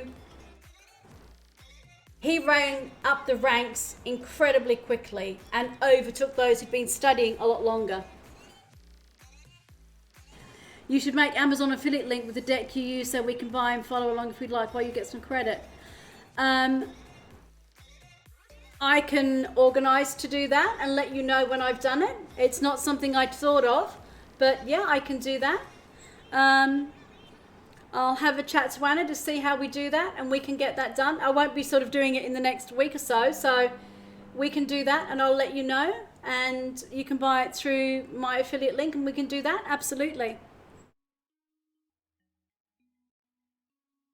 Yeah, but it's very much because Crowley overtook them, and because of his very strong religious upbringing and the fact that he was a Mensa, he was an incredibly intelligent, articulate, well-read man, that he came up with concepts and rewrote things incredibly detailed. Yeah, it's just so that I'm able to get them, to look out for them, to get, because they're not always available in Australia. Sometimes I have to get them from the States. Not always do the suppliers here in Australia have the very large decks. So obviously coming to Australia, A, it takes longer, and B, I pay as much for the postage as I do for the deck, pretty much. So, but I will certainly have a look for the large Thoth and the large Rider-Waite.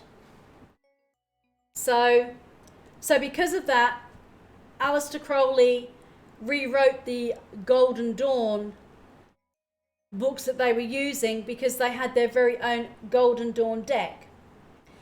And from that, he then created, with his artist, the Thoth deck.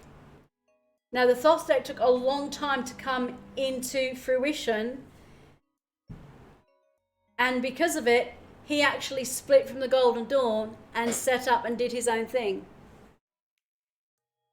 So a lot of the understanding of who Aleister Crowley was is part of understanding why the Thoth deck came about and why it's so different, and why he... Yeah, I have actually, and I know people go, oh, Crowley, B666. He actually wore like a mantle of honor. I have probably watched every documentary on Aleister Crowley and have read most of his works once. Some I've gone over a couple of times. Some areas have I've had to go over. And I was in the process of learning the Book of the Law off by heart. So understanding Aleister Crowley and the Scarlet Women in his life, why his offshoot of the Golden Dawn and the split, and what he did, his Abramelin practice, communing with the higher angel, that ritual that he did in Scotland, all of that is very much part of how the Thoth deck was created. It has an extremely convoluted history compared to the Rider-Waite, and that shows why it's such a complex deck. It's not just the imagery, it's understanding everything about it that kind of came through with that. So it's, and that's why I say, I'm not an expert by any means, because I've been trying to understand the background of the Thoth deck to understand a lot of the symbolism. I know you can just read about it and do that, but I think it's so different to the Rider-Waite, again, because Waite split because he was in the Golden Dawn with Crowley. They were friends, and McGregor and Westcott and all of those. They were all high-level magicians in the Golden Dawn. Oh, thank you, Dustin, for subscribing. I really appreciate that. Thank you so much. I don't know why my alert didn't come up, but thank you. We've had a few teething problems with sound and a few things, transferring everything from my old computer to Anna's brand spanking new one in a week, totally redoing 2 new systems. So thank you so much for that. I really appreciate it. I really do. Makes a big difference. Oh, it did come up. I was probably looking there. I normally hear it, so obviously my sound isn't loud enough because I have it up so I can hear the alerts as well. That's okay then. It's just obviously my sound's down a little bit because the way the sound was earlier on, I was just hearing all the music through the speaker, so I must have turned it down just a little bit too much. Oh, thank you so much. I really do appreciate that. I really do. So, is there anything else you'd like to talk about? Or anybody have a reading? Or else I will just ramble on about Aleister Crowley and the Thoth deck. Which some people might find very boring. So, while you have me, and I'm not doing a reading, unless someone wants a reading, are there any tarot or crystal questions or oracle questions or anything else that you would like to ask? Now is the time. Now is the time. How to come up with spreads.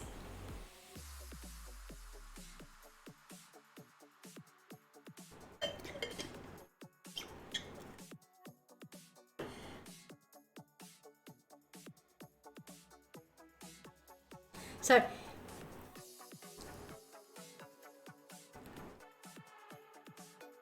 what is your one absolute love about tarot?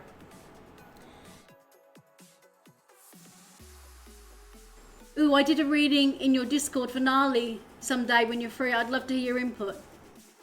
Yeah. Obviously not now because I don't want to interrupt the stream. Absolutely, that'd be great. I can do that. When you do a reading like that,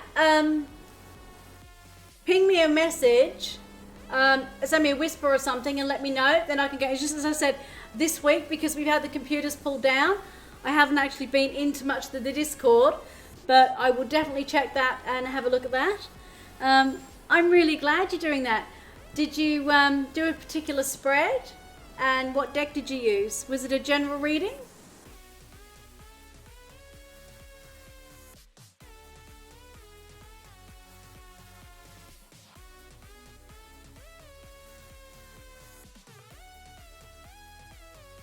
Because I want you to realize that you can do that in there with the others, but also let me know. And if you want to do a reading for me, absolutely fine.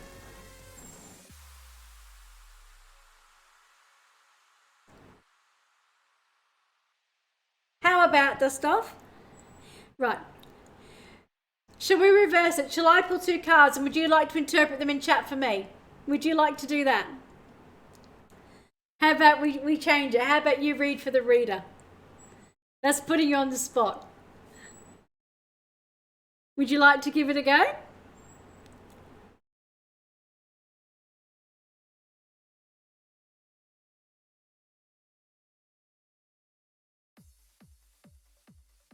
So you can, it was a reading of personal growth and intuitive development, how to deal with some challenges and roadblocks faced. Fair enough, I'll be interested to have a look at that one. Read the reader is fun, yeah. So, tell me which deck. Okay, so you can have any one of those, you can have any tarot deck.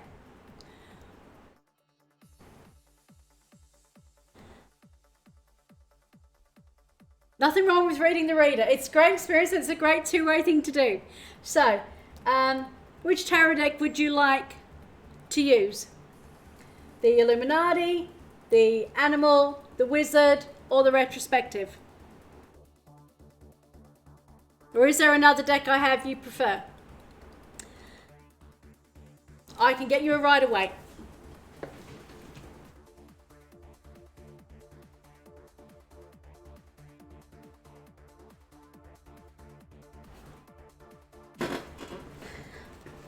They're Rider-Waite clones, but I can get you.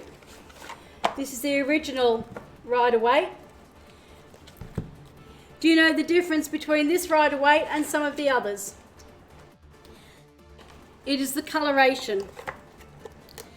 Some of the symbols in this colour, Rider-Waite, are very different to the ones that have been remastered, the Universal and the Radiant. They've changed the colours. And so, therefore, it has changed some of the colour symbolism of the Rider-Waite deck. So, that is why most people, when they're teaching classes with the Rider-Waite, will tell their students to actually get the original Rider-Waite, not the Radiant, not the Universe, not the Albino, but to start with that one if they're teaching classes. No, this isn't the Vibrant deck.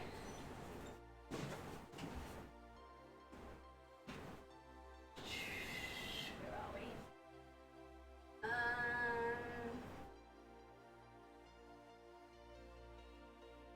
You are...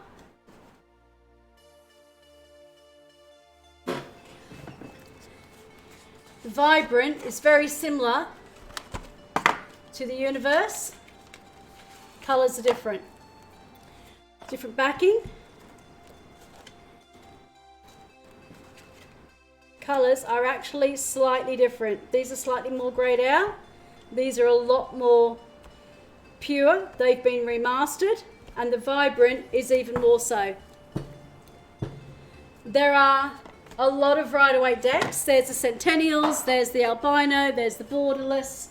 There's loads of them. I do have several.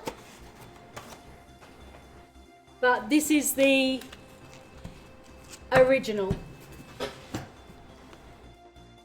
Yeah, when you're teaching classes, it's good to have the different Rider-Waites to show people the original, the Universal, the Radiant, all the different ones, the Albino, and they can see the slight different coloration in them.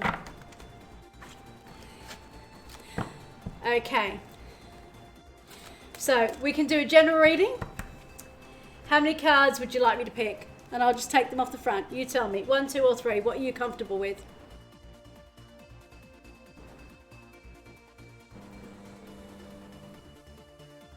Do 3.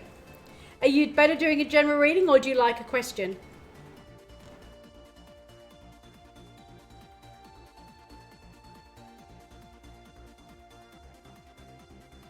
I can give you a question if you want one, or do you prefer to do general reading? So it gives you, it makes me think a lot. Okay, so what can I do to improve this channel? So what steps can I take to improve this channel? Is that clear enough? And that's an action-oriented question. So what steps can I take to improve the channel?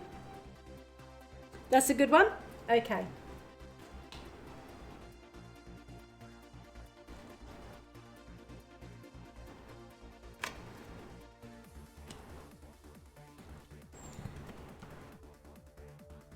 Does $35 for Terrapocalypse's kit sound about right, or am I misreading? Is that American dollars?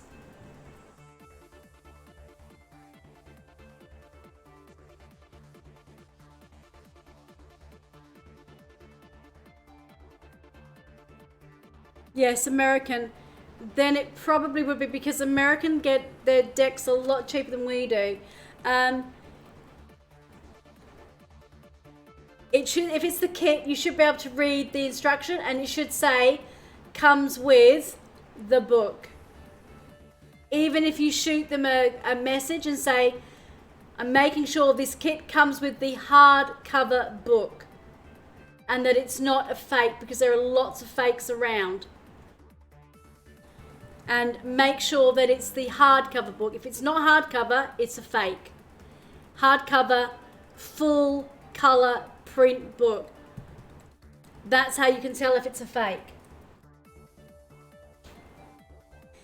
Interesting. So, for anybody else who, after Dust Off's done his little read for me, I quite like this. We have the Two of Pentacles in the first card. The Knight of Cups in the second, and the High Priestess in the third position. And the question was, it looks like you really need to stay focused on a harmonious balance of the time dedicated to your stream and your other elements of life, maybe personal health, family time, things of this nature, and what the cards are calling you to be aware of the balance. Absolutely spot on. Definitely balancing the stream time, my personal health goals of increasing my steps and losing weight, and my fitness ready for surgery in the coming time frame when they tell me I'm ready, and writing courses, and in the next 3 weeks helping Anna get the house ready for house inspection. So yes, absolutely, there is balancing. And as it's Pentacles, all the decks I really want to buy and my budget to make sure that I don't overspend, because I could easily on decks and crystals and other stuff. Yeah, especially as I'm actually buying stuff now ready for Valentine's. So yeah, that's very definitely spot on. And after dust offs, if anybody else wants to add something to that, that'd be great. We'll make this a great read the reader.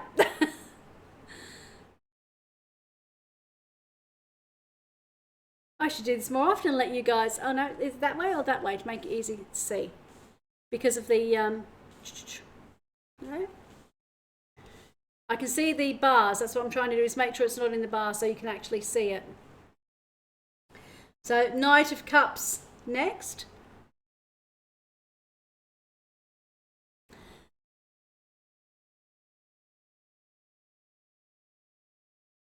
If anybody else, so the Knight of Cups shows to bring light to the fact that you are a very charming person. People notice your intuition and are attracted to the manner in which you carry yourself. Oh, that's a really lovely way of putting it. Thank you so much. This card shows how to say that quality is something that is really drawing people into your stream. Oh, thank you. So keep going ahead with the love and the outpouring of love and moving forward with love and joy and happiness and positivity.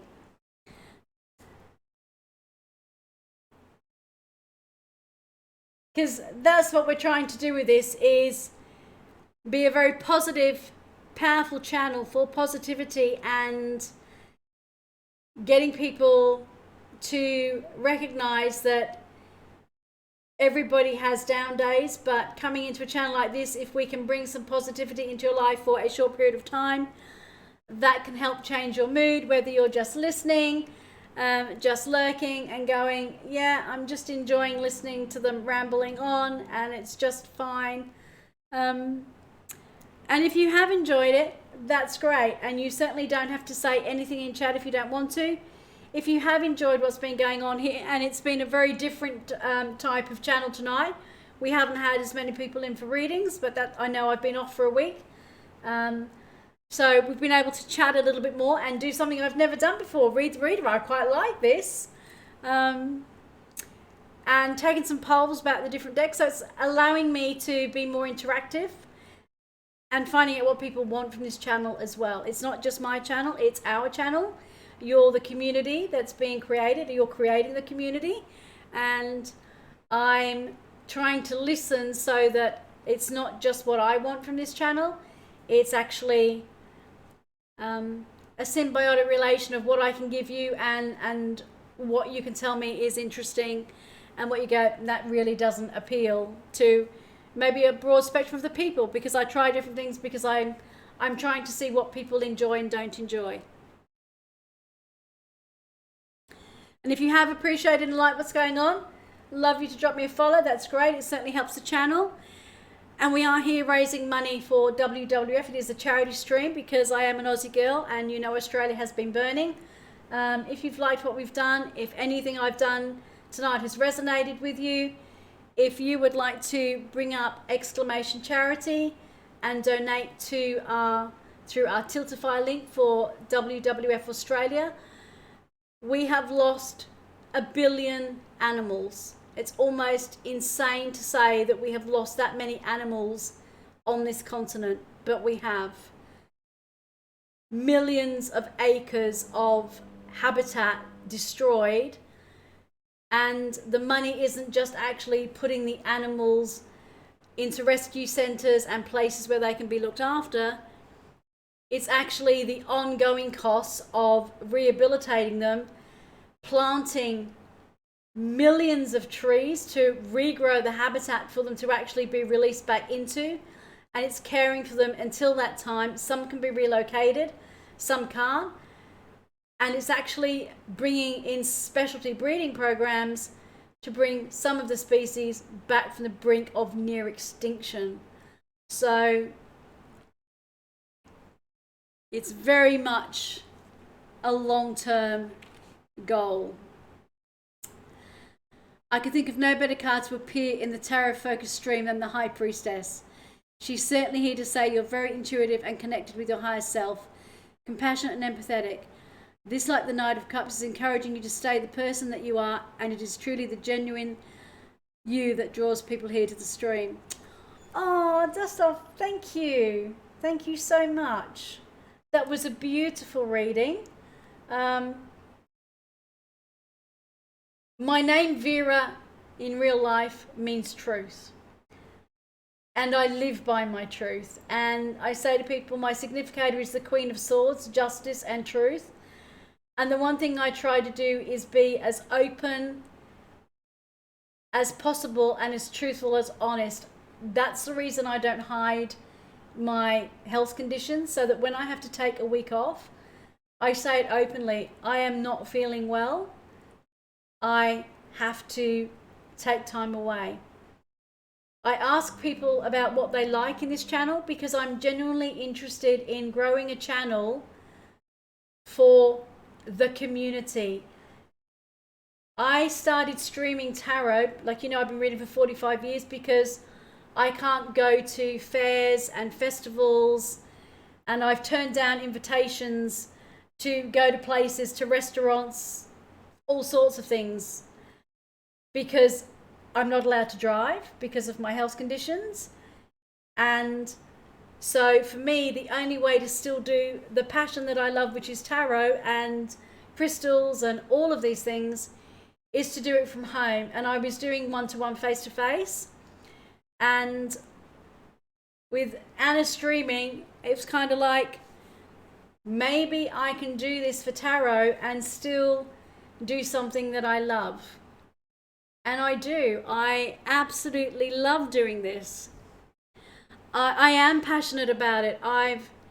Tarot, I think a lot of you know, I said I started tarot at 15. I was in the Darwin cyclone on Christmas Eve 1974, and the Darwin cyclone Tracy hit, and it devastated Darwin. And I was in that cyclone as a 15-year-old girl, and I broke my back, and I was a tetraplegic for 3 years. I lost the use of both my legs and my right arm. They knew I hadn't severed my spinal cord, but I had broken so many vertebrae and done so much damage that I actually walked onto the aircraft that was medevacing me, and the actual aircraft moved. I was in an Air Force Hercules, and instead of proper seats, they had web seats, and I was sitting there, and there was a metal bar, and the metal bar was moving, and I said to my mum, who was next to me, I can't feel my feet, and I felt the paralysis literally come up my legs. And my mum, being a nurse, called the loadmaster. They put me on a special plate, and they called ahead, and they stopped in sooner than we were hitting Queensland. We were hitting Brisbane for a doctor to see me, and he stayed on board and said, we have to get her through. And they had a police escort and an ambulance waiting, and took me to the big Brisbane hospital. And by the time I got there, I couldn't feel my legs or my right arm. So within a 2.5 hour journey, I'd walked on the plane and I couldn't walk off. And I'd been very fit, and the 7 bones were sitting on top of each other, and the movement of the aircraft moved them and put pressure on my spinal cord and paralyzed me. So I was a tetraplegic, but I hadn't actually severed the spinal cord. But they were worried that any other movement, that the bones could actually sever the spinal cord in several places, and the paralysis was still creeping. And their big problem was I was actually going to be a quadriplegic, but actually lose the ability to speak and to breathe. So we were waiting for them to surgery, and their thing was they were just going to steel rob my back. They were just going to open me up, and they were just going to steel rob me from here all the way down my spine, down my legs and my arms, and leave me in a wheelchair with this access. And I have a medical family. It's, I don't know if you do really process it, but all I can remember saying was, I come from a medical family. They were going to take me, and I said, you're not allowed to operate on me. I'm a minor, I'm 15, and I don't have an adult here to sign papers. And so you can't operate till my mum and dad get here. And my dad's still in Darwin, so you have to wait for my mum. I was a precocious 15-year-old. And I said, and when they came and spoke to my mum, and I said to Mum, I walked on the plane. We know something happened in the plane. And I know, and because my father is a medical man, and I actually learned anatomy from the age of 5. By the time I was 6, I knew all the bones in the body. Anatomy has been, and science has been part of my life. And I said, I have time, I'm 15. If they rob me, I will never come back to that. I will be a quadriplegic my entire life. I will be using a straw to deal with everything. And they said to me, you're going to be a painter. If you're lucky, you'll use your mouth. And I went, it's not happening. And I said, I'm 15. I can wait. You can wait. I'm not going to let you operate. And my mum said, it's her life. And they went, we have to operate now. And she said, well, actually, no. I think she has a point. She can wait. And I did wait. And I waited and I waited. And I worked really hard. And 3 years later, I walked out of that hospital. And it was a hard, hard slog. But tarot cards, one of the nurses gave me a tarot deck because I couldn't hold a card. So I would literally use this hand to hold the card. And I would try to move it around to get feeling back in my right hand. And I was doing this as part of my rehabilitation, and then trying to get to the point where I could hold enough to hold 2. So every time I shuffle a deck of cards, I remember that at one stage I couldn't actually hold a card without using the other hand to hold it.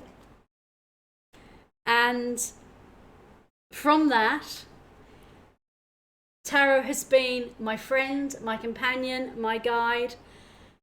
It has been through the worst possible, imaginable crises of my life, and the heartache and hard work and the joy of not only learning to walk, but having children, where they told me I would never have children, and to walk back into that hospital and show that doctor my 2 children and me walking and saying, it's not often I say I told you so, but next time maybe give your patients more time. Don't be so quick to go to surgery. Give them time to heal. So I am passionate about tarot because tarot is an integral part of my life. I've not only been reading tarot for 45 years, but this tarot card has actually got me through my life. It got me back to feeling and to walking and to having the strength, and every single one of these cards became a friend because this was how I got through.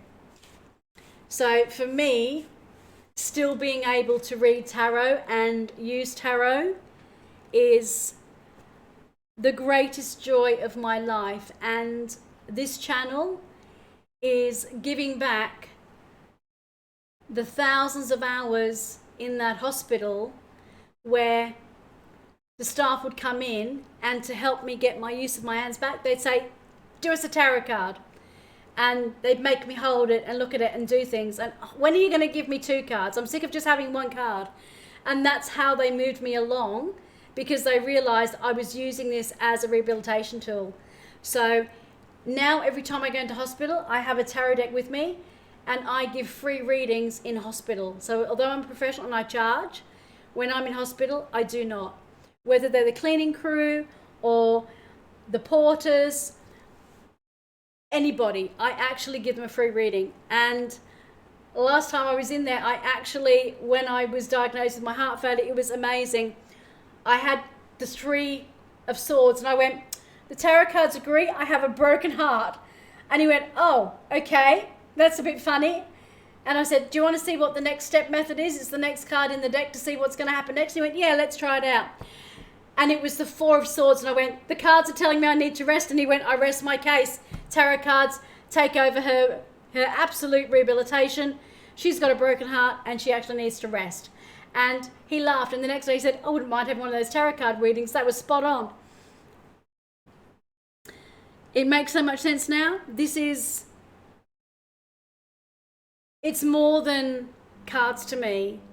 I learned from it, and that's why I say I'm tarot DNA, because I look at the design and the nuances and the attributes of the cards, because these cards, they gave me everything.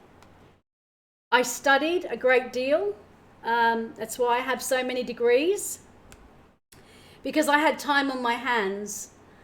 And I used to do all my lessons by recordings, and I had a big whiteboard outside my room with the subjects I was doing, and the nurses and doctors would come and put their name down, and they would come and give me pop quiz questions and help me study and get through my exams that would all be done by recording. So I ended up doing my year 12, we call it matriculation, or your leaving certificate, and whichever country you're in, it's the final year you did before you go to university. Well, I ended up actually getting the equivalent to A's in 17 different subjects, because I had 3 years to study, and that's all I did. That's all I did, was I was in a room on my own. I was on my rotisserie bed, that I called it, and I would either be doing my cards, doing my physio, or I would be studying and reading. So tarot it's incredibly important to me, and I am very passionate, because they are more than just images on a card. They are my friends. They have got me through things, and I get so much from them, but they give so much. And when you ask a real question and you're truthful and open with them, the tarot cards give you everything back. So there you go. That's a very short potted history of why Tarot DNA is so passionate about her tarot and oracle cards and everything. And the one deck I had, I kept it for over 35 years, and it was only just before I came here back to Australia, I actually gifted it to a friend of mine who I'd been doing a lot of tarot with, and I said, I'm leaving, and she loved the deck, so I actually gifted her my original Angel Tarot deck by Kaplan. So, which I now have to replace, and it's going to cost me a fortune, because it was it was my very first deck, but it wasn't Rider Waite, it was Tarot de Marseille. So yeah,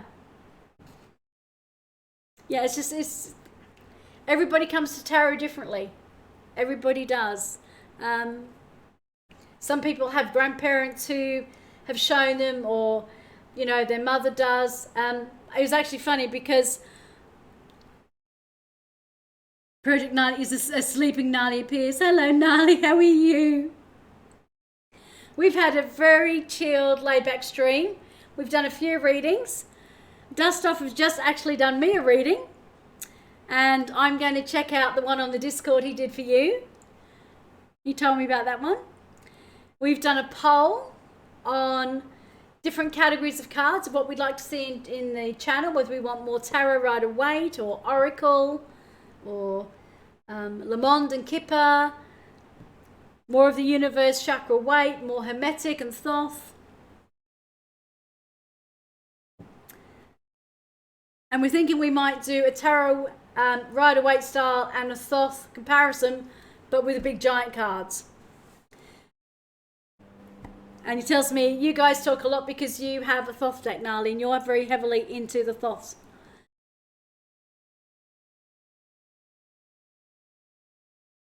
Which I knew before, because you've talked about it before.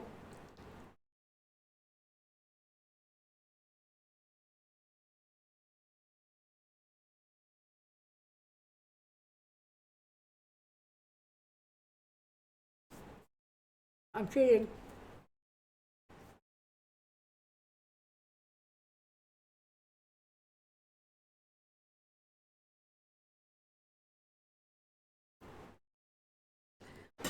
I'm being very naughty. And I went and got me some chips.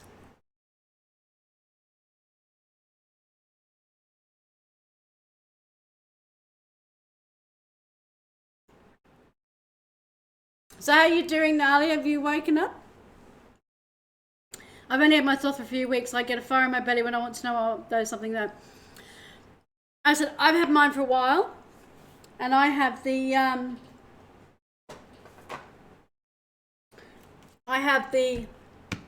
Swiss deck. But I know there's different versions of the thoth. But I said for doing a comparison between the rider weight and the thoth, I think the largest decks, the larger size cards would do well to see the amount of detail in them. So it seems like I'm going to be getting the large decks of the rider weight and thoth, and we might be doing some comparison between the cards. So I said anybody who's got a thoth deck, just having it next to them will make it easier. Which deck do you have? Do you have this one, or do you have the purple or the green, or which deck do you have? I got up too early for my appointment. Now I'm just sitting around waiting to leave. Oh, I hope it's a nice appointment and not something like a dental appointment. I know you have to do things like that, but you sometimes think, oh, it's just, oh, what a waste of a day, and I could have done so many nicer things with it. You have the green and the purple. Yeah, I want to get, I do want to get all of the different ones. That's on my list to buy. Do you find a difference between the green and the purple? Which one do you prefer? As you have both?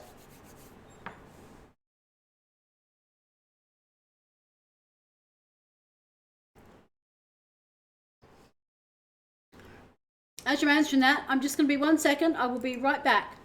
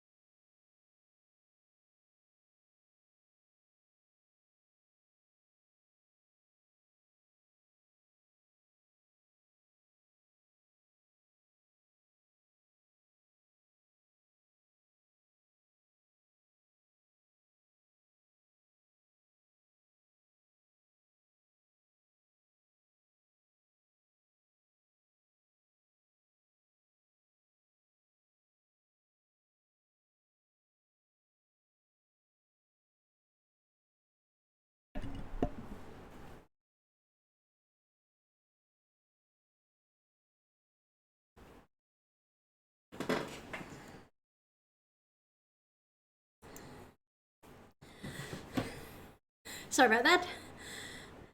I'm sure it would be the hardest part about getting the surgery was having to quit smoking, but I'm on day 4 of no smokes. If I can do that, I can do anything, it feels like.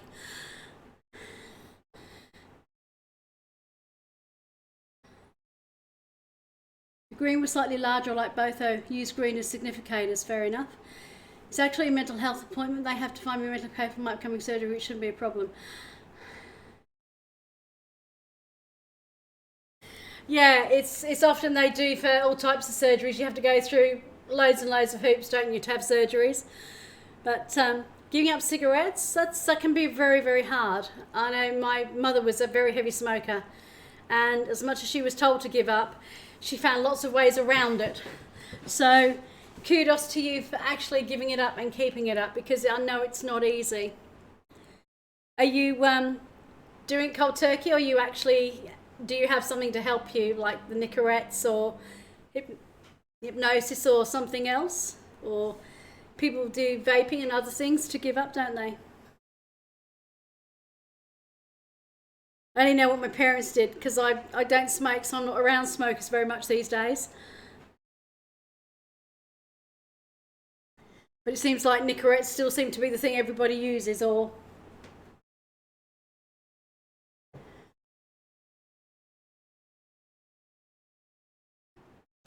So, Nali, is there a big difference in the size? You say one's bigger than the other. Is there a significant difference?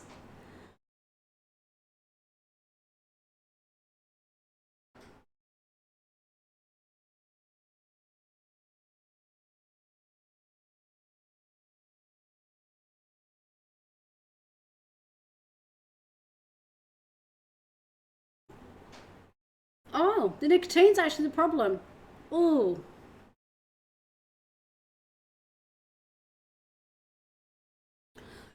That doesn't help, having to go cold turkey when nicotine's actually the problem. Well, I wish you all the very best of luck. You don't have much choice, do you? It's kind of like, well, it's either give this up or no surgery. So,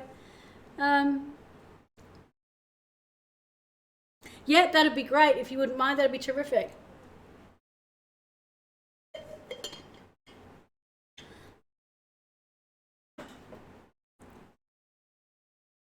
It's hard to tell sometimes when you try to see them online. There's not always great comparisons, so...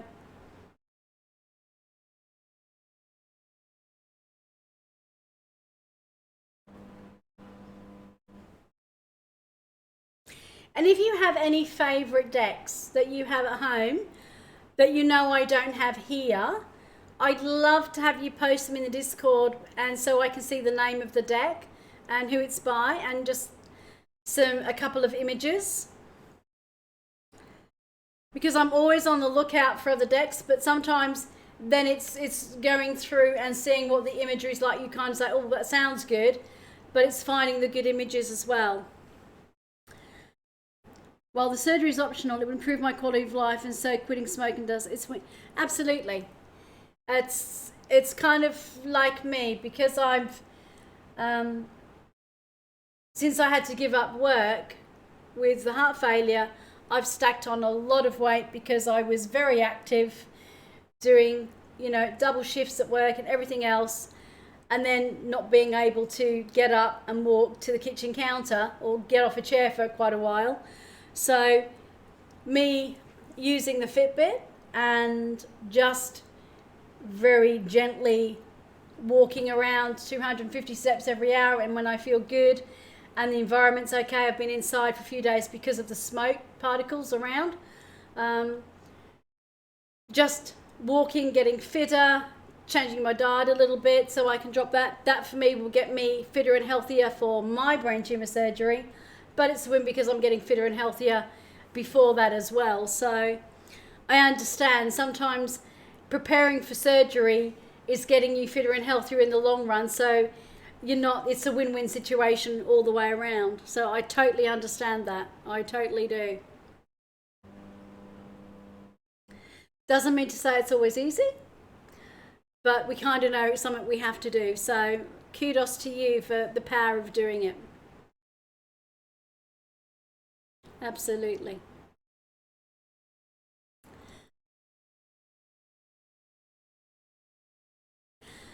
So, are there any more questions? Does anybody else want a reading?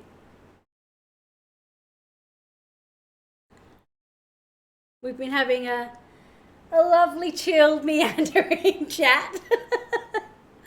It's been a lovely, chilled, very, very chilled stream. Unlike what they normally are, where I'm trying to get through all the different reads and make sure I get everybody in. But for those of you who've stuck around, I really do appreciate it.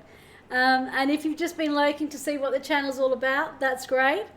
As I said, we talked a little bit about our astrology and the new moon in Aquarius with Mercury and what that would mean coming up for the new moon. And why we've had the blue and the silver and how it relates to the chakra, the blue communication chakra, the throat chakra, and some of the runes and the stones we've had and the crystals. And as I said, so as I use them tonight, they got put away, but they will come back for the next week. And we will just get going through, as I said, because it actually is on Friday and I don't stream on Fridays.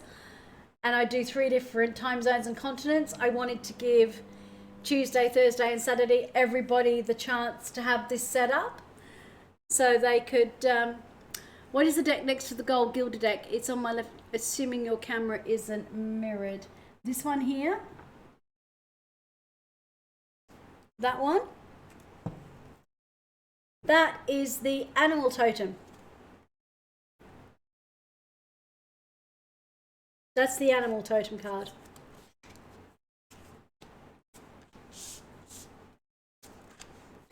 And that's the artwork on that.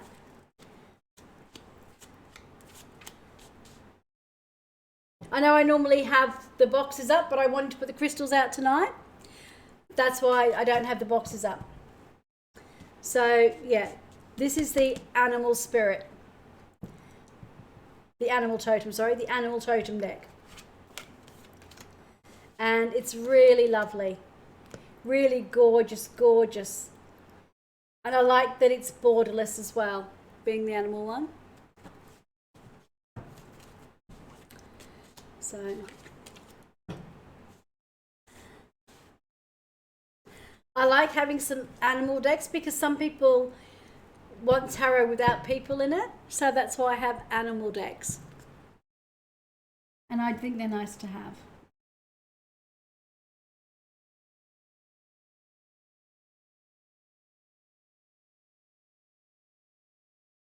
Yeah, it is. It's really pretty. And again, really good solid box. And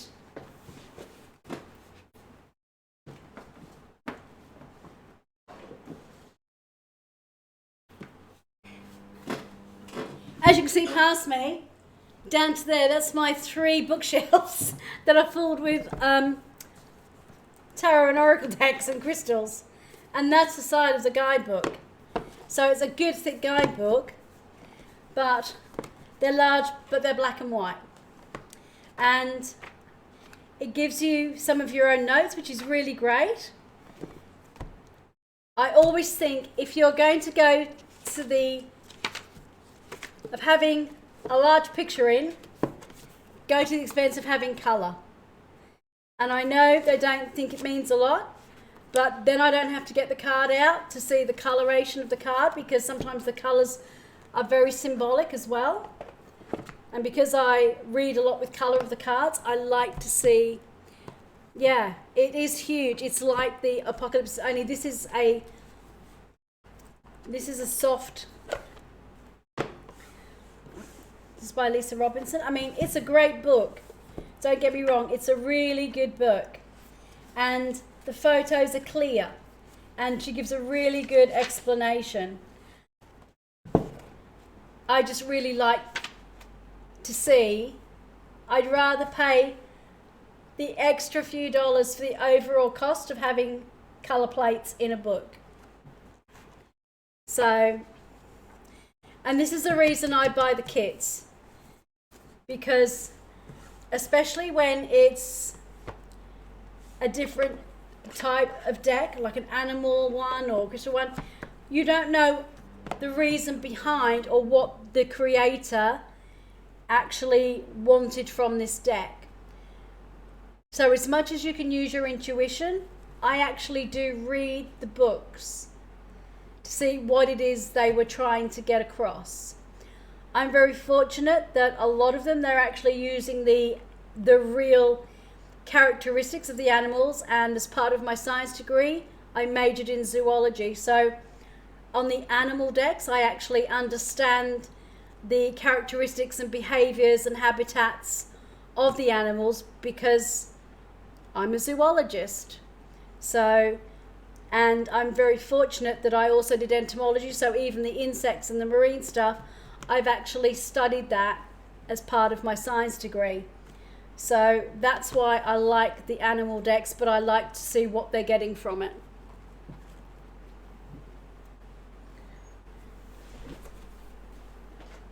Oh, sorry, kids, cats.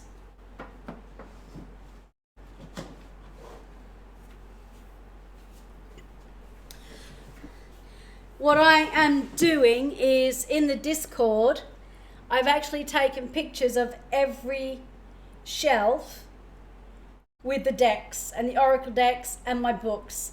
And I'm gradually putting pictures on the Discord of the bookshelves and actually typing the names of all the decks under the picture. And I'll do the same with the books and the oracles and the rest of it, so that when you want to find out if I've got a deck, you'll be able to go on the Discord and actually check through which ones I have.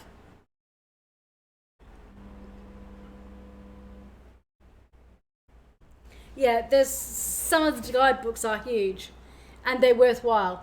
They're not like a tiny little white book, which they give you a few words and it's okay, but when it's a different style of deck, you need a decent guidebook. So I always opt to get the guidebook. Occasionally, I've had one deck secondhand.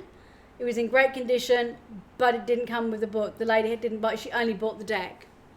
And then you've got to try and find the book that goes with it.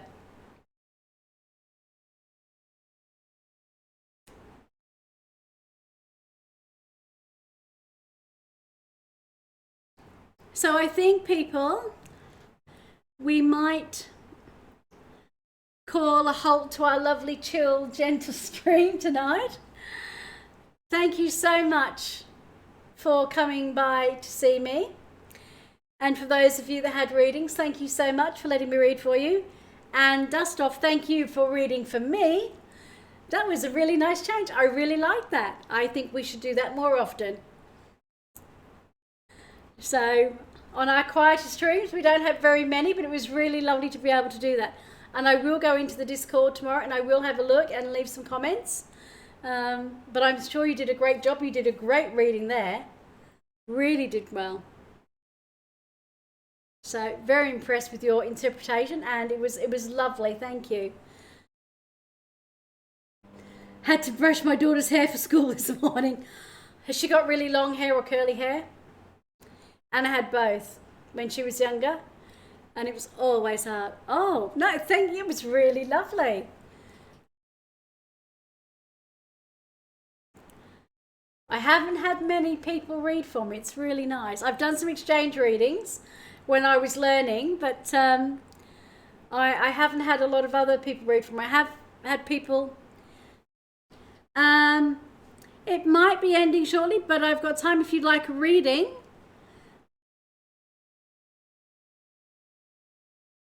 If you'd like a reading, I can give you a reading.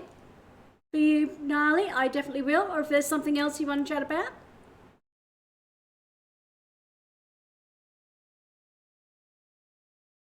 Oh, very long. Oh, that's hard work then, isn't it?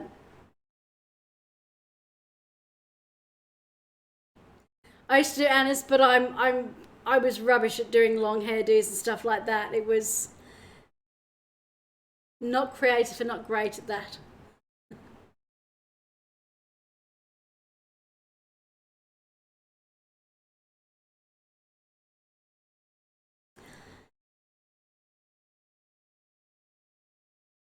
No, you can sit and enjoy for a little while.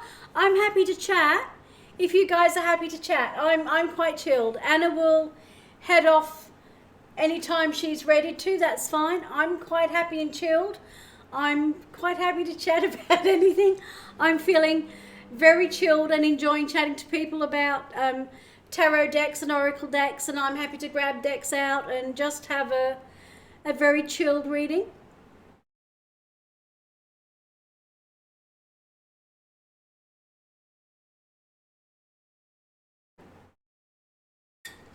I'm surprised Roxy, she's been on this table all day and now she's laying on the floor fast asleep. So no, I'm quite happy to sit here and chat. Does anybody have any questions or tarot related stuff or non-tarot related stuff?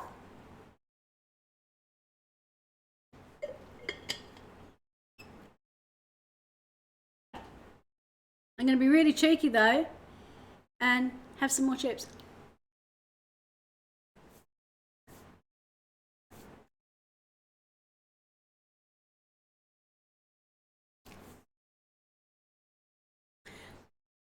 So Dust Off, if you've just started reading, how long have you actually been reading? Because you did really well on that one. So how long have you been reading tarot?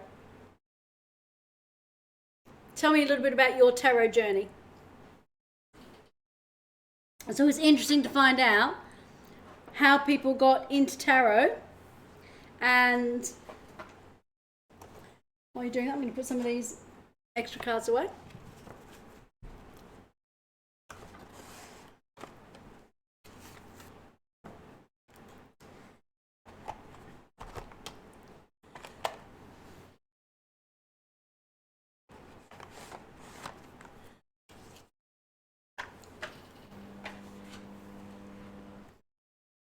I'm just putting some extra decks I picked out. We were talking about, I only bought my first deck after Christmas. Also, really, this Christmas. You've only been reading for a month. You've done really, really well.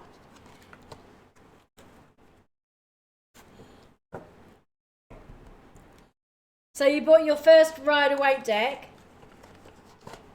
just after Christmas.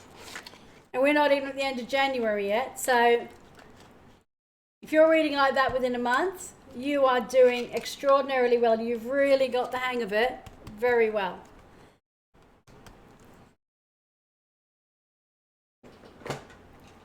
Had you been around tarot cards before that? Or just really getting into it since Christmas?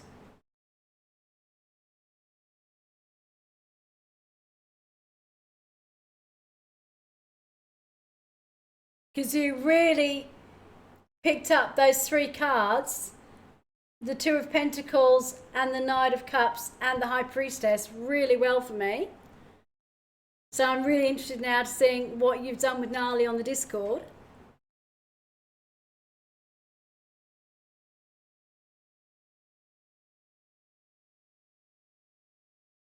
I come from a Christian family and I do believe in God, but I'm not a fan of like learning through reading the Bible.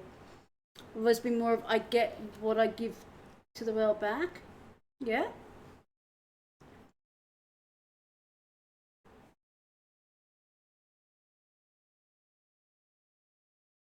I can understand that.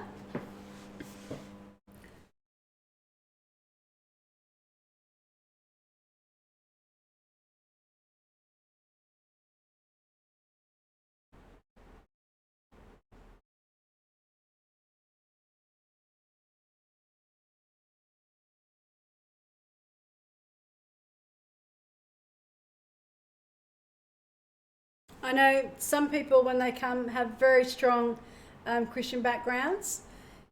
Some find it difficult with marrying that with the tarot.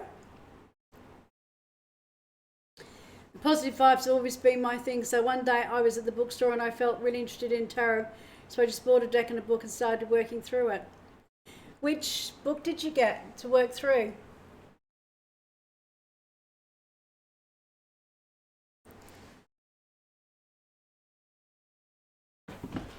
If you haven't got it already,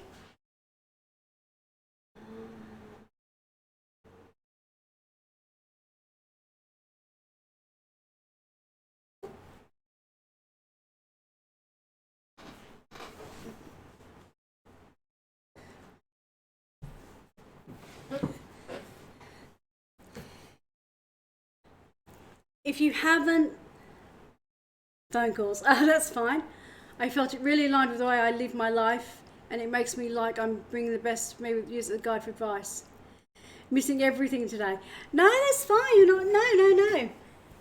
No. I was just saying, I'm more than happy and chilled. So I just asked Dust Off how he got into tarot, because he did a tarot reading for me, and it was spot on. He really did very well. And I asked how long he'd been reading, and he said just after Christmas, and how he got into it. You purchased Biddy Tarot's Ultimate Guidebook, which was the main one I used. That's a really good one. This is another one I can highly recommend.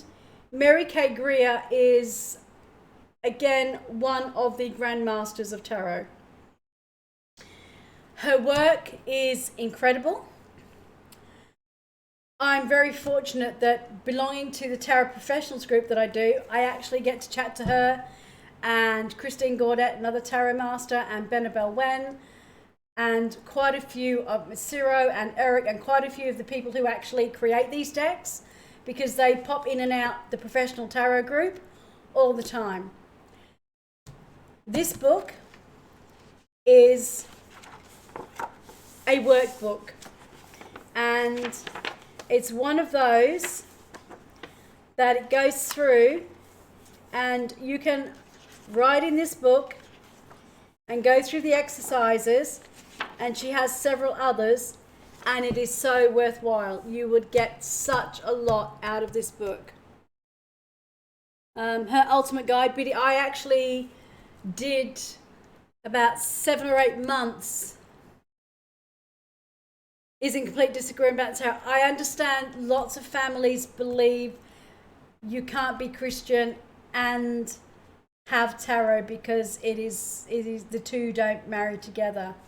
And I know there are several people who are a lot more learned than I am in the Bible, and they come up with quotes and passages to show that actually divination was done during those times, and that it's not anything untoward. It's not dealing with the devil. I think because of the devil card and the death card, people get the wrong idea, and you understand that it's allegorical, it's metaphorical, and it's explaining that to people. It does bring a lot of hope and inspiration to people, and it is those 3 cards. You can tell when someone says, oh, the tarot, you go, you've seen the death card, you've seen the devil card, and you've seen the tower card, and you think that we're possessed by Satan, that we're all going to say who's going to die, and the tower card, we're going to bring ruination onto you, because they see those cards as literal. And we say tarot is not literal, it's figurative, it's metaphorical, it's allegorical, it's symbolic, it's archetypal. And yeah, it is very strong. And do you know why? A lot of it is because the Rider-Waite deck, Waite was very spiritual himself and came from a very religious background, and then went on to be very high in the Order of the Golden Dawn. And Aleister Crowley's family were also extremely devoted and very religious, and it was his religious upbringing that makes the Thoth deck so complex. Excuse me.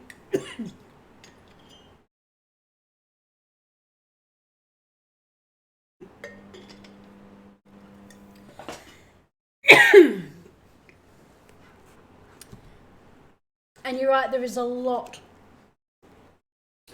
of biblical symbology in the deck.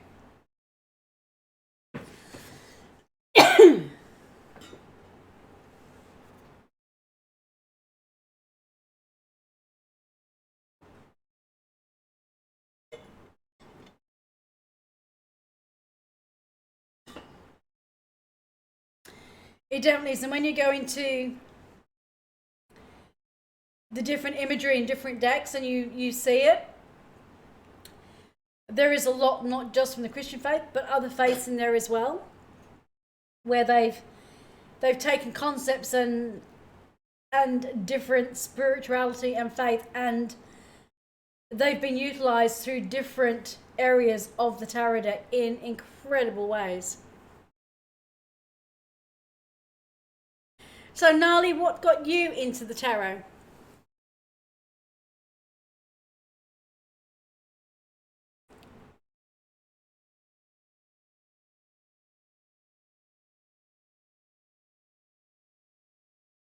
And anybody else who'd like to hop in and find out how they got into tarot and what they think about tarot?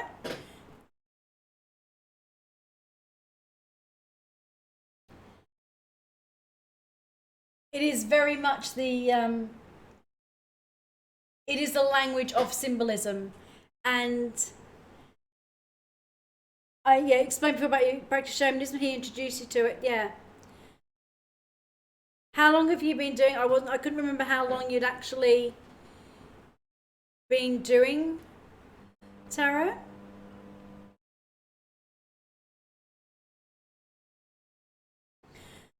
And a few others, I think, but more recently, I'm less worried.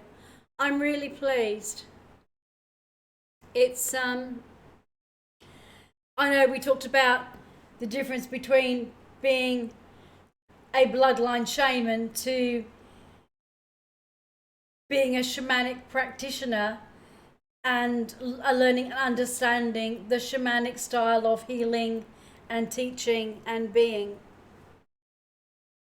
So yes, I'm very new, but because I'm a stay-at-home mum and disabled, yet I have a lot of time, so I've been diving in hard. Totally the same thing. I'm on a disability because of my heart failure and my brain tumor, and I do a lot of tarot.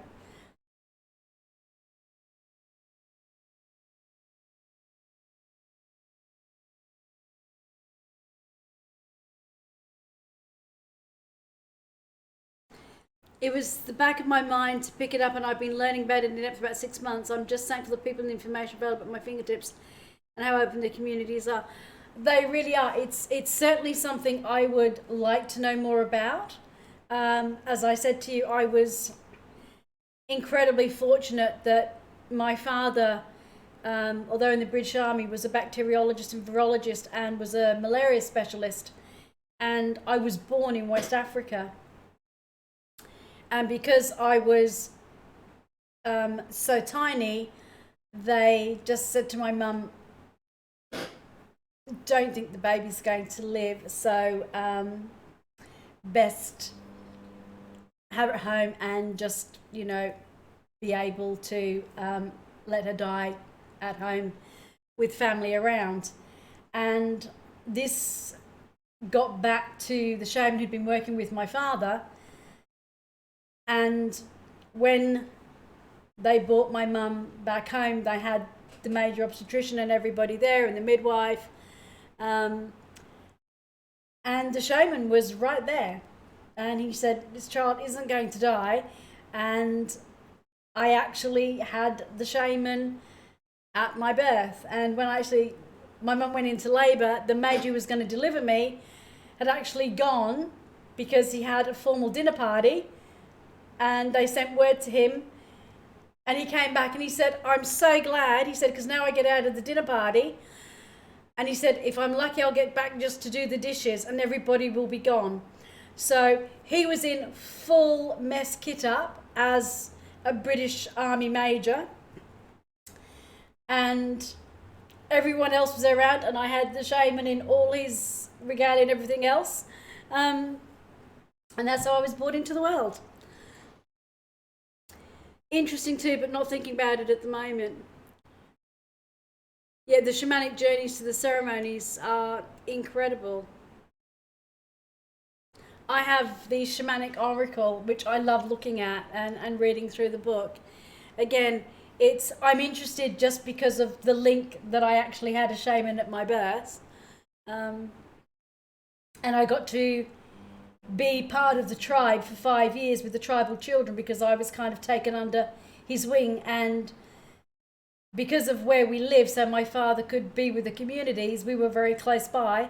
So for my first 5 years, I was brought up with the tribal children. I was one of them and ran around with them. So there's kind of a link there, but it's not a blood link, but it's a very special bond. So it's something I'd really like to know more about. But again, when I was growing up, my parents were not into any of this and everything else, so it was although I did it was very low-key for quite a while. And I think that happens to a lot of people on their tarot journey. Very few have families that are very supportive from a very early age. Marcus Katz, the guy who founded Tarot Professionals, is one of the few where his father gave him all the equipment so he could actually photocopy out of a textbook all the cards that he took to school and learnt to read for people in England for like I think back then it was like a shilling or something. So that's how he first started and realised he could make money from it. And then he used all that money to buy decks and buy books. And his father's still very supportive, and he's a prolific author now. And the only man in the world to have a master's in esotericism from a recognised university, and was in the process of doing his PhD and had to pull back because he had so many writing commitments of contracts and books he has to write. It brings a very eclectic mix of people, does tarot.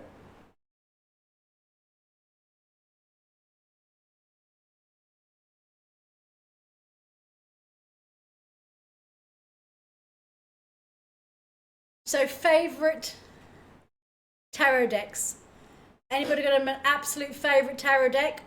Or one they bought that they just went, oh, I hate that deck, getting rid of it?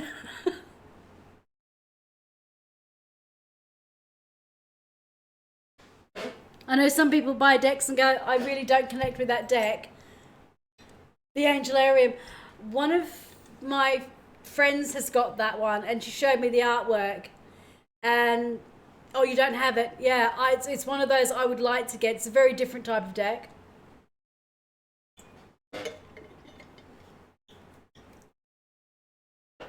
Yeah, I have lots of decks I would love to have, but the Angelarium is really lovely.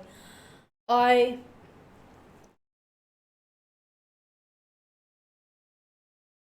want to get, I like the idea of some of the more historical Renaissance decks, and I'd like to get a couple of really, like a good Marseille deck. I'd like to, I've read with Marseille before, but I haven't read with one for quite a while. So I'd like to get some really good Tarot de Marseille decks and have the Tarot de Marseille as well. Have I thought about designing my own deck tarot? I absolutely have. It was one of those things I thought about a couple of years ago and went, I really want an Art Deco deck. I love the 1920s and the Art Deco. And then Cyril Marchetti brought out his decoratif, and I went, well, there goes my Art Deco, when it's in French, mind you, but it's very Art Deco in style. So I kind of have, but after that, I didn't have the inspiration of another form of deck, and I'm not an artist, so I would have to work with an artist. And I went, I actually have things I really want to do at the moment. I really want to write courses and do some teaching. So it's one of those things, I might do it, or I might do an oracle deck, I don't know. But there's so many different ones out there. I think you have to have an incredible vision of the exact deck you want and what you want to bring to life. And I went along with Bennabelle Wells' journal of how she created her deck, which was incredible and very different. And it's one of those things that I think you really need to have that absolute, total desire and passion to go, this is the time, I have to do this deck now. And because I don't have that, I know it's not the right time for me to do a deck. What I am feeling is it's the right time for me to do courses. Like I really want to start writing my numerology and my tarot and my runes. I came up with the idea about 18 months ago, and I have the titles of 22 different courses I want to write. I never do things in small areas. I just go, but yeah, it's one of those, it might end up happening, but it'll only happen if I go, I need to do this tarot deck.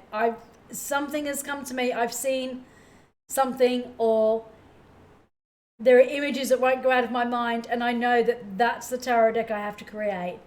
And I don't feel like that, and I think until I feel like that, it's not the time, because a tarot deck must come from, or an oracle deck has got to come from that feeling where you don't just go, I just want to make the images. There has to be a real passion to create a deck that has incredible meaning and draws people in. So, so yeah, it's kind of like, so, Ciro took the only thought. I was just like, I just want an Art Deco deck. And then I had the idea of the style. And he kind of sort of went, it's not exactly what I wanted, but it's close enough. So it was like, okay. And then when I went to buy it, he'd sold out of the big one. So that's why I've got the little mini one, the little black one I have that has the Queen of Swords on it, because I had to buy it in the mini deck. But it is coming out in the large deck, so I'll be getting that this year, when it comes out mass produced again, because I missed it when he had it as a special edition.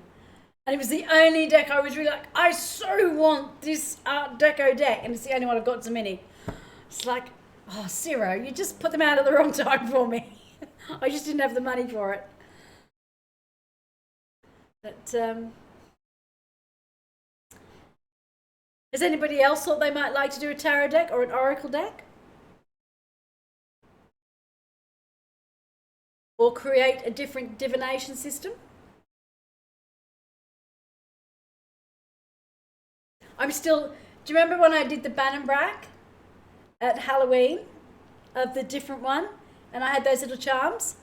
I keep looking thinking, I really want to do those, but it's actually finding the suppliers of actually getting all the little charms and things.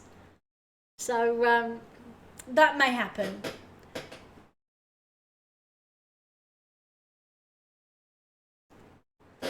But, there's lots of talented people out there who are a lot more, like I see people all the time on Facebook and tarot professionals who are creating decks, and they put that artwork of what they're doing, and I'm going, I could never draw that. I dabble with drawing. I draw a little bit, but I'm not an artist. I'm all self-taught, and it's more like I draw about 50 times to get one thing.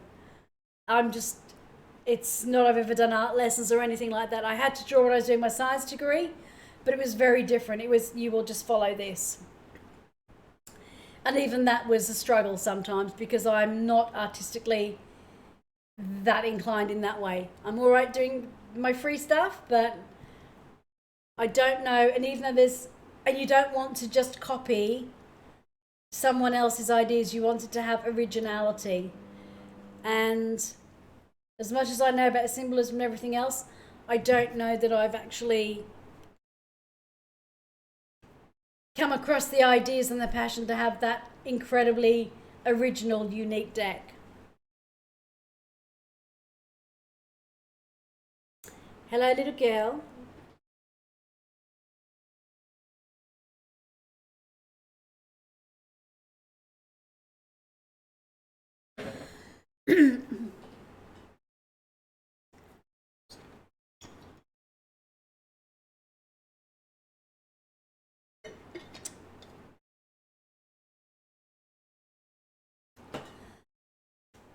I think, however, I may have to start ending the stream, because as you can hear, my voice is starting to go. I've done a lot of talking, though I haven't done a lot of readings tonight. We've actually done a lot of chatting. It's been lovely. So, Gnarly and Dust Off and everybody else who's been around, and Packer Crease and everyone else who's been here, I really want to thank Z-Bugs. I know he's sleeping or at work now, for his resub of 2 months, and Eric's for his sub, and also you, Dust Off, for your subscription. Yeah, I started at about 6, so it's not that I've been on a great deal, but because I haven't done a lot of talking this last week, and although it hasn't been really smoggy, we've still got lots of the smoke particles. They haven't drifted from the west. They've actually circled the globe and come back round. So we've actually had the place closed up, because it's just been really difficult for people like me to have respiratory problems and everything else. And because I've been talking a lot, you can tell my voice is starting to get a little bit crackly and scratchy. So it has been lovely and chilled. Thank you so much for welcoming me back after my week of my health break, and I will catch you all next time, and I'm definitely back again. This is, I was just wondering if the stream started at my 10 a.m. or midday. I'm not. I actually start at 6 p.m. Australian time, so I'm not quite sure what that is in your time. So if you say you've put the up time, you see how long I've been going. So that'll tell you when it started on your time frame. The only one that is different, remember, is Saturday. I was starting at 8 a.m. Perth time. I've made that 9 o'clock. So Saturdays is starting an hour later, depending on what time. But if you go down below to the schedule clock, it will tell you in your time zone when I start. But Saturday's the only one that's the time frame. I'm assuming today was 10 a.m. start, which is 3.5 hours. Yeah.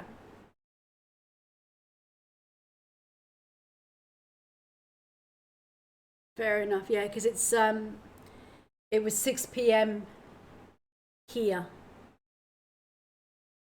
Yeah, I try to do a minimum of a 3-hour stream. As you know, sometimes on a Thursday, it just seems to be the time zone hits a lot of different time zones, and it's because I start that little bit later that can go on for 6 or 7 hours, and I've done 7.5 hours, as you know. Yeah, it's a fair amount of time to be talking. It is, and the Saturday one, some of those have gone on for 5 or 6 hours. So it's as I said, I didn't do a lot of readings tonight, but we've been chatting about lots of different things, the polls, about the different tarot cards, the Thoth, having my own reading done. Thank you, Dustov. So thank you very much again for those who followed. Thank you very much again for the subscriptions. And again, remembering we are raising money for WWF. We have till the end of March. I am hoping to do some sub goals. So depending on how quickly we can move the target along to 250, which will be the halfway mark to my 500. Although Anna's doing a 300 sub goal, so maybe $300 is a good one to have. And oh, it's all right. The cat just knocked over this. The voice was coming out of the speaker, and she just nudged the speaker, saying the voice has come out the speaker, but it's not the person. So she just rubbed up against it and put it on the floor. So I'm thinking of at 300 to do a sub goal incentive, and I'm really going to scare the lot of you, because you either have the choice of me doing a small gaming stream of Don't Starve, not for the whole night, probably for about half an hour to an hour before I do the readings, or Twitch Sings. And the reason I'm saying you have the choice is because I know a little bit about Don't Starve and I can play the game. Twitch Sings, you're going to be paying more to actually have me stop singing. So we will see as we get closer, because I'm really hoping in the 3 months we make the 500 goal, because it's such a good cause for what's happening here in Australia. Whether I do a little gaming stream or I do a little Twitch Sings, and then we'll have a big goal incentive for the 500. So yes, Anna went out the other night to a meetup. I stayed here and I downloaded Twitch Sings and I was practicing, and I went, they're so going to pay me to stop singing. So, but hey, it's for charity. We can have fun, we can have a laugh, and I've got the stickers, so you can put loads of stuff up on the stickers. And if we're really good by then, we'll have the Facebook masks, which I'm trying to get up here. So you can have me singing with masks on, which would be hilarious. So I definitely don't take myself too seriously. So, and it's all for charity, it's a good cause, and I'm happy to make a fool of myself totally to raise money for charity. So I will leave you with those thoughts in your head of me either playing a little Don't Starve game or singing Twitch Sings. So I'm going to love you and leave you. Thank you all very much for joining me. Had a lovely chilled night. Really appreciate the company. And I will see you, some of you, on Thursday. Singing Twitch Sings. Yeah, it's I went through and I had a look at a couple of songs, and I actually there's a couple I thought, yeah, I'm not just going to let you guys pick anything because I may not have heard of them. So I will do like a little list, probably of up to 3, and you get to choose which one. So, and if you get through one, you might say that's all you're doing, or you might say we want to hit the 3.